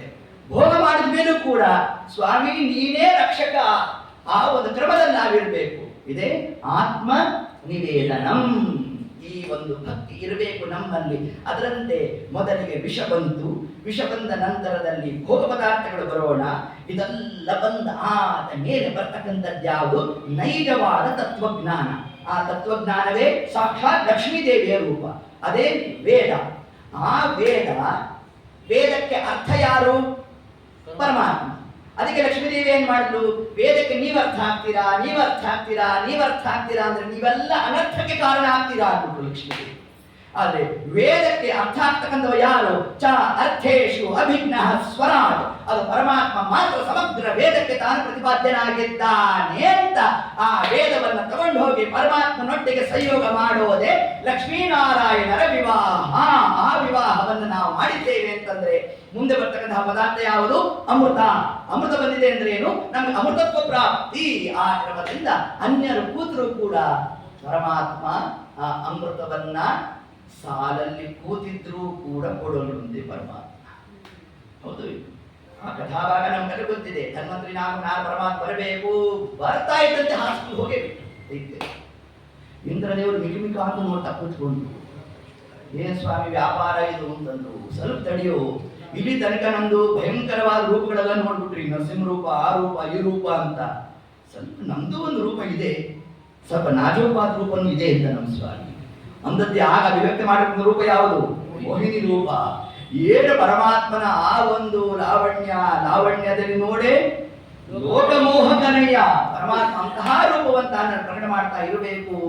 ಏನು ಹಾವ ಭಾವವನ್ನು ತೋರ್ತಾ ಇದ್ದಾನೆ ಅಂತಂದ್ರೆ ದೈತ್ಯರು ಏನ್ ವೇಗವಾಗಿ ಹೋಗ್ತಿದ್ರಲ್ಲ, ಪರಮಾತ್ಮನ ರೂಪವನ್ನು ನೋಡಿ ಎಲ್ಲ ಯೂಟರ್ನ್ ಹೊಡೆದ್ಬಿಟ್ರಂತೆ. ಬಂದೇ ಬಿಟ್ಟು ಪರಮಾತ್ಮ ಆ ಸ್ತ್ರೀ ರೂಪವನ್ನು ನೋಡಿದ್ರು, ಅಮೃತ ಕಲಶ ಕೊಟ್ಟೇ ಬಿಟ್ಟು. ನಮ್ಮ ದೇವರೆಲ್ಲ ನನಗೆ ಹೇಗೆ ಹಾಕೊಡ್ತೀರಿ ಅಂತಂದ. ನೋಡಿ ಎಷ್ಟು ವಿಶ್ವಾಸ ನಮ್ಮ ದೇವರಿಗೆ. ಇಷ್ಟೆಲ್ಲ ಒಂದು ಮಾತು ಬೇರೆ ಅಂದ. ನೋಡಿ ಮೊಟ್ಟ ಮೊದಲನೇ ಬಾರಿ ನೋಡ್ತಾ ಇದ್ದೀರ, ಅದ್ಯಾಕೆ ಒಂದು ಸ್ತ್ರೀ, ಹಂಗಾರೆ ನಂಬ್ಲಿಕ್ಕೆ ಹೋಗಬೇಡಿ ಅಂತ ನಮ್ಗೆ. ಎಷ್ಟು ಪರಿಶ್ರಮ ಪಟ್ಟಿದ್ದೀರಿ ಅಮೃತ ತಗೊಳ್ಳಿಕ್ಕೆ, ನನ್ನ ಕೈ ಕೊಟ್ಬಿಟ್ರೆ ಹೆಂಗೆ ಅಂತಂದ. ಇಲ್ಲ ಇಲ್ಲ ಇಲ್ಲ, ನೀನೇ ಇದನ್ನೆಲ್ಲ ನಿರ್ವಹಣೆ ಮಾಡಬೇಕು, ನಾವೆಲ್ಲ ಕೂತ್ಕೊಂಡ್ಬಿಡ್ತೇವೆ, ಹಂಚ್ಕೊಡು ಅಂತ. ನಾನು ಹೇಳ್ದಂಗೆ ಕೇಳಬೇಕು ಅಂತ. ಎಷ್ಟು ಪರಮಾತ್ಮನ ಆ ಒಂದು ಲಾವಣ್ಯಕ್ಕೆ ಅವರೆಲ್ಲ ಮೋಹಿತರಾದ್ರು ಅಂದ್ರೆ ಹೂ ಅಂದ್ರಂತೆ. ಆ ಕಾಲ ಎಲ್ಲ ಸಾಲ ಕೂತ್ಕೊಳ್ರಿ ಅಂತ ಎಲ್ಲ ಕೂತ್ಕೊಂಡ್ರು. ದೇವತೆಗಳು ಕೂತ್ಕೋಬೇಕು, ದೈತ್ಯರು ಕೂತ್ಕೋಬೇಕು. ಆ ದೈತ್ಯರೆಲ್ಲ ಬಿಟ್ಟು ನೋಡ್ತಾ ಇರ್ತಾರೆ ದೇವರಂತ. ಒಬ್ಬ ಹೆಣ್ಮಗಳನ್ನ ನಮ್ಮೆಲ್ಲ ನೋಡಬಾರ್ದು, ಸ್ವಲ್ಪ ಕಣ್ಮುಚ್ಕೊಳ್ಳಿ, ನಾಚಿಕೆ ಆಗೋಲ್ಲ ನನಗೆ ಅಂತ. ಹ್ಞೂ ಸರಿ ಅಂತೆಲ್ಲ ಕಣ್ಮುಚ್ಚು. ಪರಮಾತ್ಮ ಏನ್ ವ್ಯಾಪಾರ ತೋರಿಸ್ತಾ ಇದ್ದಾರೆ ಏತತ್ ಕಾಲಕ್ಕೆ ಅಂತಂದ್ರೆ ಎಲ್ಲ ಕಣ್ಮುಚ್ಚು ಕೂತಿದ್ರಲ್ಲ. ದೈತ್ಯರ ಕಡೆಗೆ ಗೆಜ್ಜೆನಾದ ಬರ್ತಾ ಇರಬೇಕು, ದೇವತೆಗಳೇ ಬಡಿಸ್ತಾ ಇರಬೇಕು. ಬಡಿಸ್ತಾ ಬಡಿಸ್ತಾ ಬಡಿಸ್ತಾ ಕೊನೆಗೆ ಏನಾಗೋಯ್ತು, ಈ ಮಾವನಿನ ಸ್ವೀಕರಣೆ ಎಲ್ಲ ಬಡಿಸ್ಬೇಕಾದ್ರೆ ಒಂದು ಬಕೆಟ್ ಮಾಡಿರ್ತಾರೆ. ಈ ಕೊನೆ ಕೂತವರಿಗೆ ಏನಾಗತ್ತೆ, ಕೊರ ಕೊರ ಕೊರ ಅಂತ ಕೇಳಿತಾ ಇರ್ಬೇಕಂತೆ. ಆ ಶಬ್ದ ಬರ್ಲಿಕ್ಕೆ ಶುರು ಆಗೋಯ್ತು. ಆಗ ರಾಹುಕೇತುಗಳು ಯಾರಿದ್ದಾರೆ ಅವರು ಆ ಕಡೆಗೆ ಹಾಕೊಂಡಾಗ ಪರಮಾತ್ಮ ಅವ್ರಿಗೂ ಬಡಿಸೇ ಬಿಟ್ಟ. ತಗೊಳ್ರಿ ನನಗೇನಿಲ್ಲ ಅಂತಂದ. ಅದನ್ನು ಅವ್ರು ಪ್ರಾಶನ ಮಾಡಬೇಕು. ಇನ್ನು ಗಂಟಲು ಒಳಗಡೆ ಅದು ಇಳದೇ ಇರಬಾರದು. ಹಾಗೆ ಏಕಾದಶಿ ದಿವಸದಲ್ಲಿ ನಾವು ಆಚಮನ ಮಾಡಿದ್ರೆ ಗಂಟಿನ ಒಳಗಿನ ಭಾಗಕ್ಕೆ ಇಳಿಯದಂತೆ ನಾವು ಆಚಮನ ಮಾಡಿರಬೇಕು. ಅದರಂತೆ ಆ ಒಂದು ಕ್ರಮವನ್ನು ಮಾಡಿರ್ತಕ್ಕಂಥದ್ದು. ಆಗ ಸ್ವಾಮಿ ನೋಡಲ್ಲಿ ಅವರು ಪ್ರಾಶನ ಮಾಡಿಬಿಟ್ಟಿದ್ದಾರೆ ಅಂದರೆ ಪರಮಾತ್ಮ ಅವರು ತಲೆ ತೆಗೆದೇ ಬಿಟ್ಟಾಗ ತೆಗೆದಾಗ ಅವರೇ ಮುಂದೆ ಆ ನವಗ್ರಹದಲ್ಲಿ ಸೇರತಕ್ಕಂಥವರು ರಾಹುಕೇತುಗಳಾಗಿ ತಾವಿದ್ದಾರೆ. ಯಾಕೆ ಅಮೃತದ ಸ್ಪರ್ಶ ಆಯುಧವನ್ನು ಅವರಲ್ಲಿ ವಿಶಿಷ್ಟವಾದ ಮಹತ್ವ ಬರ್ತದೆ ಅನ್ನೋ ಅಂಶವನ್ನು ಪರಮಾತ್ಮ ತಾನು ತಿಳಿಸಿರ್ತಕ್ಕಂಥದ್ದು. ಹೀಗೆ ಆ ಮೋಹಿನಿ ಅವತಾರವನ್ನು ಪರಮಾತ್ಮ ತಾನು ಮಾಡಿದ್ದಾನೆ. ಆ ರೂಪದ ವರ್ಣನೆಯನ್ನ ರುದ್ರದೇವರಿಗೆಲ್ಲ ಮಾಡಿದ್ರು. ಸ್ವಾಮಿ ನೀವು ಬರಲಿಲ್ಲ, ನೋಡ್ರಿ ರುದ್ರದೇವರ ವೈರಾಗ್ಯ ನೋಡ್ರಿ ಹೇಗಿತ್ತು. ವಿಷ ಬಂದಾಗ ತಾವು ಬಂದ್ರಂತೆ, ಅಮೃತ ಬಂದಾಗ ಮಹರುದ್ರದೇವರು ಬಂದೇ ಇಲ್ಲ, ತಪ್ಪುತ್ತಿದ್ರು. ಎಲ್ಲರೂ ಬರೋದು, ನೀವು ಬರಬೇಕಾಗಿತ್ತು, ನೀವು ನೋಡಬೇಕಿತ್ತು ಆ ರೂಪನ ಅಂತದ್ದು. ಪರಮಾತ್ಮನ ಬೆಂದಿದ್ರು. ಸ್ವಾಮಿ ಅದು ರೂಪ ಅಂತೆ, ಭಾರಿ ಚಂದ ಅಂತೆ, ಒಂದ್ಸತಿ ನಾನು ನೋಡ್ಬೇಕಲ್ಲ ಅಂತದ್ದು. ಅಂತ ನಮ್ಮ ದೇವರನ್ನ ಅದು ಮೋಹಕ ರೂಪನೋ, ಅದನ್ನ ದೈತ್ಯರ ಮೋಹನಾತ್ವ ನಾನು ಅಭಿವ್ಯಕ್ತಿ ಮಾಡಿದ ರೂಪ, ಅದನ್ನು ನೋಡೋದು ಬೇಡ. ಇಲ್ಲ ಸ್ವಾಮಿ, ಒಂದು ಸತಿ ತೋರಿಸ್ಬೋದು ನಾನು. ಹಂಗ ನಾಳೆ ಬೆಳಗ್ಗೆ ಇಂತಹ ಉದ್ಯಾನವನಕ್ಕೆ ಬಾ ಅಂತ ಪರಮಾತ್ಮ ನೋಡು. ಬರಬೇಕಾದ್ರೆ ಸಪತ್ನೀಕನಾಗಿ ಬರಬೇಕು ಅಂತ ಪರಮಾತ್ಮ ಬೇರೆ ಹೇಳಿದ್ದ ನಮ್ಮ ದೇವರು. ಪಾರ್ವತಿ ದೇವಿ ಜೊತೆಗೆ ಬರಬೇಕು. ಅಷ್ಟೇ ಯಾಕೆ ಅಂದ್ರು ಮಹರುದ್ರ ದೇವರು, ನನ್ನ ವಾಹನ ನಂದಿಕೇಶ್ವರ ಅವನು ಬರ್ತಾರೆ, ನನ್ನ ಮಕ್ಕಳು ಎಲ್ಲ ಬರ್ತಾರೆ ಅಂತ ಅಂದ್ರು ಮಹರುದ್ರ ದೇವರು. ಏತತ್ ಕಾಲಕ್ಕೆ ಪರಮಾತ್ಮ ಇಷ್ಟೊತ್ತಿಗಾಗಲೇ 16 ವರ್ಷದ ಪ್ರಾಯ, ಬೇಕಾದ ಹಾವಭಾವ ತೋರ್ತಾ ಇರಬೇಕು, ಚಂಡಾಟ ಆಡ್ತಿರ್ಬೇಕು, ಚಂಡನ್ ಬೀಳಿಸ್ತಾ ಇರಬೇಕು, ಅಲ್ಲ ಹಾವಭಾವ ತೋರ್ತಾ ಇರಬೇಕು. ಮಹರುದ್ರ ದೇವರು ತಾವು ನೋಡಿರೋಣ. ಯಾವ ರುದ್ರದೇವರು ತಾವು ಆ ಕಾಲಕ್ಕೆ ನೋಡಿದ್ರೋ ಪಕ್ಕದಲ್ಲಿ ಪಾರ್ವತಿ ದೇವಿ ಇದ್ದಾರೆ ಅನ್ನೋದು ತಲೆಗೆ ಹೊಟ್ಟೋಗ್ತದೆ. ಭಾಮಿನಿಯ ಹಿಂದೆ ಹಾರಿದವ ಹಾರೇ ಬಿಟ್ರಂತೆ. ಹಾರಿ ಪರಮಾತ್ಮನ ಕೈ ಹಿಡಿಬೇಕು, ಹಿಡಿದಾಗ ಕಣ್ಣು ಮುಚ್ಚಿಬಿಟ್ರಂತೆ. ಸ್ವಲ್ಪ ನಾಚಿಕೆ ಆಯ್ತು, ಹೊರಟಾದ ಕೈ. ಇದೆಲ್ಲೋ ನಮ್ಮ ಅಪ್ಪನ ಕೈ ಮುಟ್ದಂಗೆ ಆಗ್ತಿದ್ಯಲ್ಲ ಅನ್ಕೊಂಡ್ರು ವೇದವ್ಯಾಸ ದೇವ್ರ ಕೈ ನೋಡ್ದಂಗೆ. ಅದು ನೋಡಿದ್ರೆ ಪರಮಾತ್ಮ ತನ್ನ ಮೂಲ ರೂಪವನ್ನು ಧಾರಣೆ ಮಾಡಿದ. ನಾ ಹೇಳಿದ್ನೋ ಇಲ್ವೋ ಇದು ಮೋಹಕ ರೂಪ ಅಂತ. ಈಗ ಪಾರ್ವತಿ ದೇವಿಗೆ ಏನು ಮಂತ್ರ ಕೊಡ್ತೀನಿ ಅಂತಂದ ಪರಮಾತ್ಮ. ಇಷ್ಟು ವ್ಯಾಪಾರವನ್ನ ನಮ್ಮ ಸ್ವಾಮಿ ತಾನು ಮಾಡಿರ್ತಕ್ಕಂತಹ ಆ ಒಂದು ಕಾರ್ಯ. ಅದರಂತೆ ನಾವು ಕೂಡ ನಮ್ಮ ಮನಸ್ಸೆಂಬ ಮಂದರ ಪರ್ವತ ಅದನ್ನ ಮಥನ ಮಾಡಿರ್ತಕ್ಕಂತಹ ಕಾಲಕ್ಕೆ ಮೊದಲು ವಿಷಾದಿಗಳು ಬರಬೇಕು, ಭೋಗ ಪದಾರ್ಥ ಬರಬೇಕು, ಅದಾದ ಲಕ್ಷ್ಮೀದೇವಿ ಬರಬೇಕು. ಆ ಲಕ್ಷ್ಮೀದೇವಿ ಬಂದ ಮೇಲೆ ಆ ಲಕ್ಷ್ಮೀದೇವಿ ಅಂದ್ರೆ ಸಾಕ್ಷಾತ್ತಾಗಿ ವೇದಾದಿಗಳು. ಆ ವೇದದ ಅರ್ಥ ಅದು ಪರಮಾತ್ಮ. ವೇದವನ್ನ ತಗೊಂಡು ಹೋಗಿ ಪರಮಾತ್ಮನೊಟ್ಟಿಗೆ ನಾವು ಸಂಯೋಗ ಮಾಡೋದೇ ಲಕ್ಷ್ಮೀನಾರಾಯಣನ ವಿವಾಹ. ಈ ಒಂದು ವಿಶಿಷ್ಟವಾದ ಅಂಶವನ್ನ ನಮಗೆ ತಿಳಿಸ್ತಾ ಇನ್ನು ಮುಂದೆ ಇನ್ನೊಂದು 5 ನಿಮಿಷದಲ್ಲಿ ಮುಗಿಸುತ್ತೇನೆ. ಇವತ್ತಿನ ದಿವಸ ಒಂದು ಮಹತ್ತರವಾದ ಒಂದು ದಿವಸ. ಕಾರಣ, ಯಾವ ದಿವಸದಲ್ಲಿ ಪರಮಾತ್ಮ ಅವತಾರ ಮಾಡಿದ್ನೋ ಅದೇ ದಿವಸನೇ ಇವತ್ತು ನಾವು ಹೇಳ್ತಕ್ಕಂಥ ಒಂದು ವೈಶಿಷ್ಟ್ಯ. ವಿಶೇಷವಾಗಿ ಏತತ್ ಕಾಲಕ್ಕೆ ನಮ್ಮ ಅದಿತಿ ಕಶ್ಯಪರು ಪರಮಾತ್ಮನ ಕುರಿತು ತಾವು ಸ್ತೋತ್ರ ಮಾಡಿದ್ರು. ಕಾರಣ, ಬಲಿಚಕ್ರವರ್ತಿ ತಾನು ಶತಕೃತು ಆಗಬೇಕು ಅಂತ ಹೊರಟುಬಿಟ್ಟ. 100 ಯಾಗವನ್ನು ಮಾಡಬೇಕು ಅಂತ ಅಪೇಕ್ಷೆ ಮಾಡಿಬಿಟ್ಟ. ಅದರ ಫಲ ಏನು?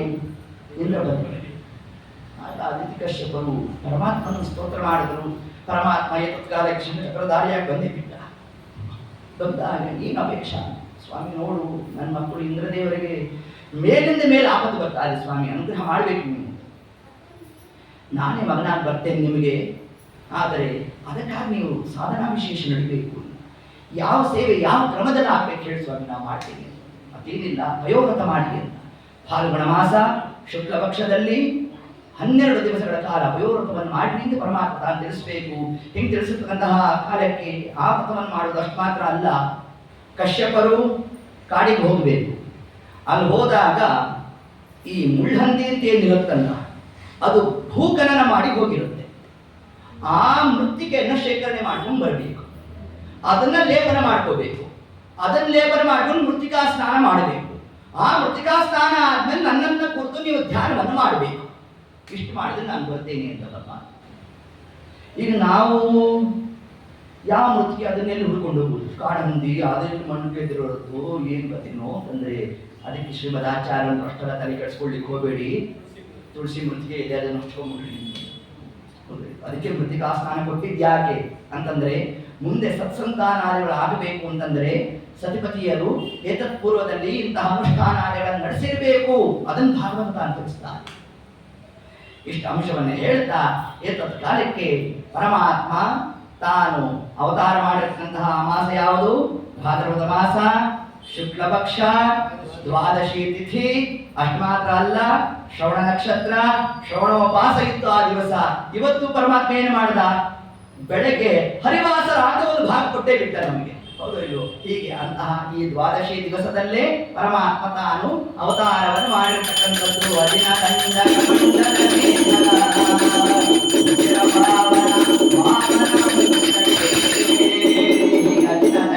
ಮಂಡಲ ಲೇಖನ ಪರಮಾತ್ಮ ಪ್ರಮಾಣವಾಗಿರ್ತಕ್ಕಂತಹ ಬಾಲರೂಪವನ್ನು ಧಾರಣೆ ಮಾಡುತ್ತ ಮಾಡಿದ್ದೆ.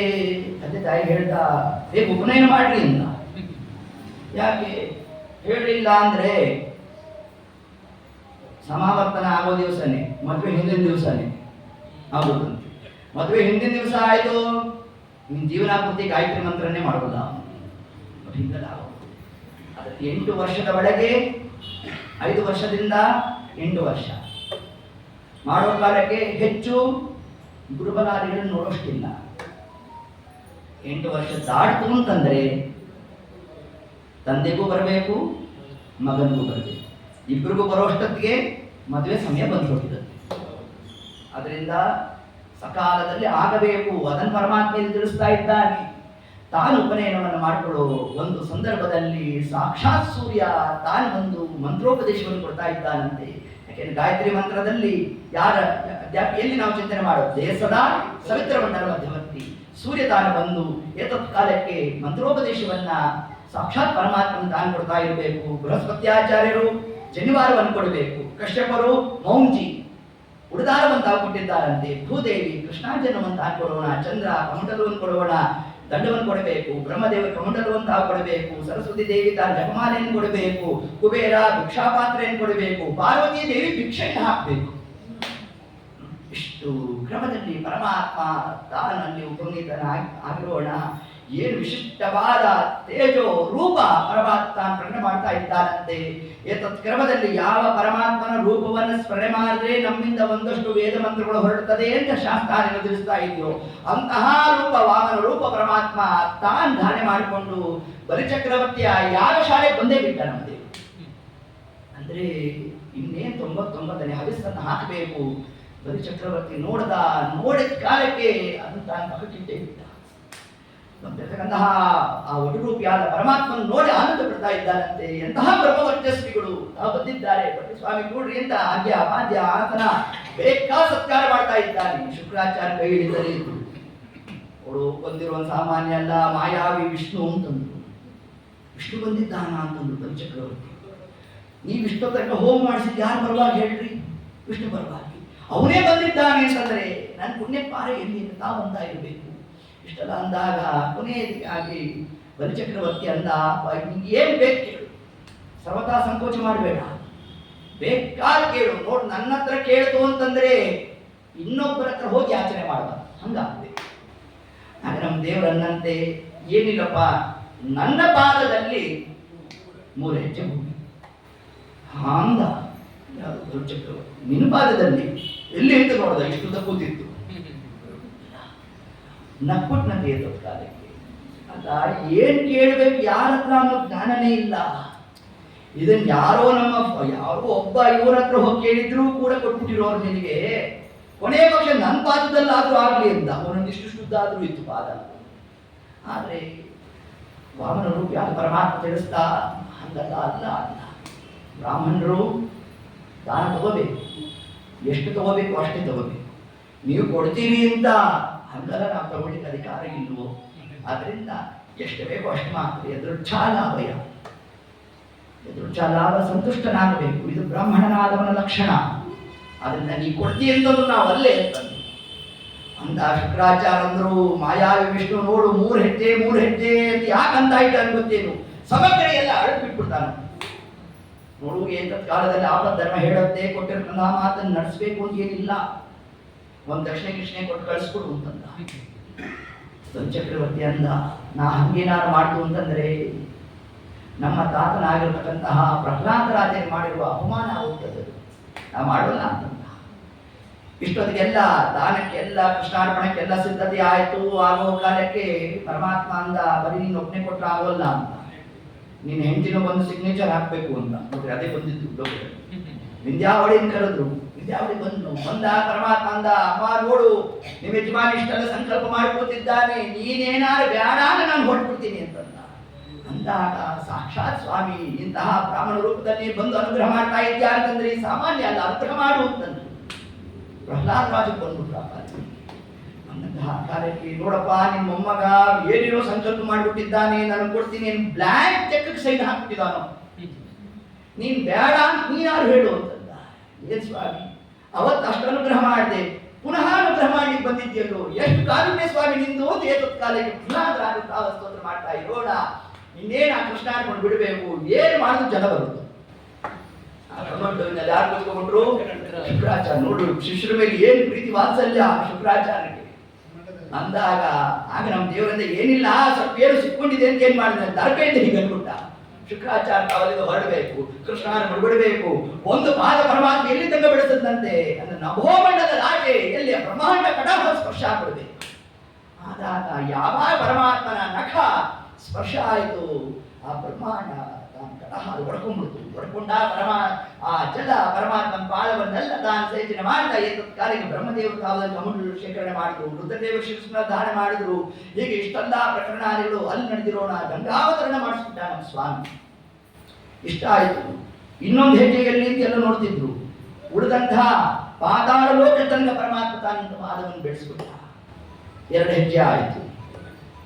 ಇನ್ನೊಂದು ಹೆಜ್ಜೆಯಲ್ಲಿ ಇಂದ ಪರಮಾತ್ಮ ಏನಪ್ಪ ನೀನು ಹಾಗಾದ್ರೆ ದಾನ ಪೂರ್ಣ ಕೊಟ್ಟೆ ಅಂತ ಆಗ್ಲಿಲ್ಲ, ನಾನಿನ್ನ ಹೊರಡ್ತೇನೆ ಅಂದ. ಸ್ವಾಮಿ ಹಂಗೆ ಮಾಡಬೇಕು, ಈ ಒಂದು ಇದರಲ್ಲಿ ನಾನು ಸೇರಿದ್ದೀನೋ ಇಲ್ಲವೋ ಅಂತಂದ. ನೀನೇನು ಸೇರಿಲ್ಲ ಅಂತ, ನಿನ್ನ ಪಾದ ತೆಗೆದಿಲ್ಲ ಸ್ವಾಮಿ ಅಂತ. ಅದರಂತೆ ಆ ಕಾಲಕ್ಕೆ ಬಲಿಚಕ್ರವರ್ತಿ ತಾನು ಪಾದಕ್ರಾಂತನಾಗಬೇಕು, ಪರಮಾತ್ಮ ತನ್ನ ಪಾದವನ್ನು ಸ್ಪರ್ಶ ಮಾಡ್ತಾ ಇರಬೇಕು. ಒತ್ತದ ಒತ್ತದ ಒತ್ತದ ಎಲ್ಲಿ ತನಕ ಹೋದಂತೆ ಸುತಳ ಲೋಕ ತನಕ ಹೊರಟೋದಂತೆ. ಹೋದ ಬ್ರಹ್ಮದೇವರು ಬಂದ್ಬಿಟ್ಟು, ಸ್ವಾಮಿ ಅನುಗ್ರಹ ಮಾಡಿ ಸ್ವಾಮಿ, ಇನ್ನೆಷ್ಟೋ ಆಗ್ರಹ ಮಾಡು, ನಾನು ಆಗ್ರಹ ಮಾಡ್ತಿಲ್ಲ ಅಂತ ಪರಮಾತ್ಮ ಎಸ್ ಅನುಗ್ರಹ ಇಚ್ಛಾಮಿ ತಸವಿತ್ತಂ ಭರಾಮ್ಯ. ಅವನ ಅನುಗ್ರಹ ಮಾಡಬೇಕು ಅಂತಲೇ ಇಷ್ಟು ಮಾಡಿದ್ದೇನು ನಾನು ಅಂತ ಪರಮಾತ್ಮ ಅಷ್ಟು ಹೇಳ್ತಾ, ಚಕ್ರವರ್ತಿ ದುಃಖ ಪಡಬೇಡಪ್ಪ, ನನಗೆ ಹಿಂಗಾಗಿದೆ ಅಂತ. ನೋಡು ಲೋಕದಲ್ಲಿ ಯಾರಿಗೂ ಅಂತ ಸೌಭಾಗ್ಯ ಕೊಡಲ್ಲ, ಅಂತಹ ಸೌಭಾಗ್ಯ ನಾನು ನಿನ್ ಕೊಡ್ತೇನೆ, ನಿನ್ನ ಮನೆ ದ್ವಾರಪಾಲಕನಾಗಿರ್ತೇನೋ ನಾನು ಅಂತ. ಸ್ವಾಮಿ ಏನು ಕರುಣಾ ನಿಧಿಯೋ ಹರಿಯು, ಮತ್ತೇನು ಭಕ್ತ ದೀನನು, ಮತ್ತೇನು ಈತನ ಲೀಲೆ ಇಚ್ಛಾ ಮಾತ್ರದಲ್ಲಿ ಬರುವ. ಇಲ್ಲೊಂದು ಯುಕ್ತಿಯನ್ನು ಹಾಕ್ತಾರೆ ವಾದಿರಾಜ. ಅಲ್ಲ ಬ್ರಹ್ಮಾಂಡ ಕಟಾಹ ತನಕ ಪರಮಾತ್ಮ ಪಾದ ಬೆಳೆಸಿದ್ನಲ್ಲ, ಅಲ್ಲಿ ತನಕ ಬಲಿಚಕ್ರವರ್ತಿ ಜಾಗ ಇತ್ತೋ ಇಲ್ವೋ? ಅದ್ಯಾಕೆ ಇಂದ್ರಲೋಕನೇ ಇನ್ನು ಪ್ರಾಪ್ತಿಯಾಗಿರ್ಲಿಲ್ಲ, ಯಾಕೆ ಇನ್ನು 100ನೇ ಹವಿಸಿಕೊಟ್ಟಿರ್ಲಿಲ್ಲ.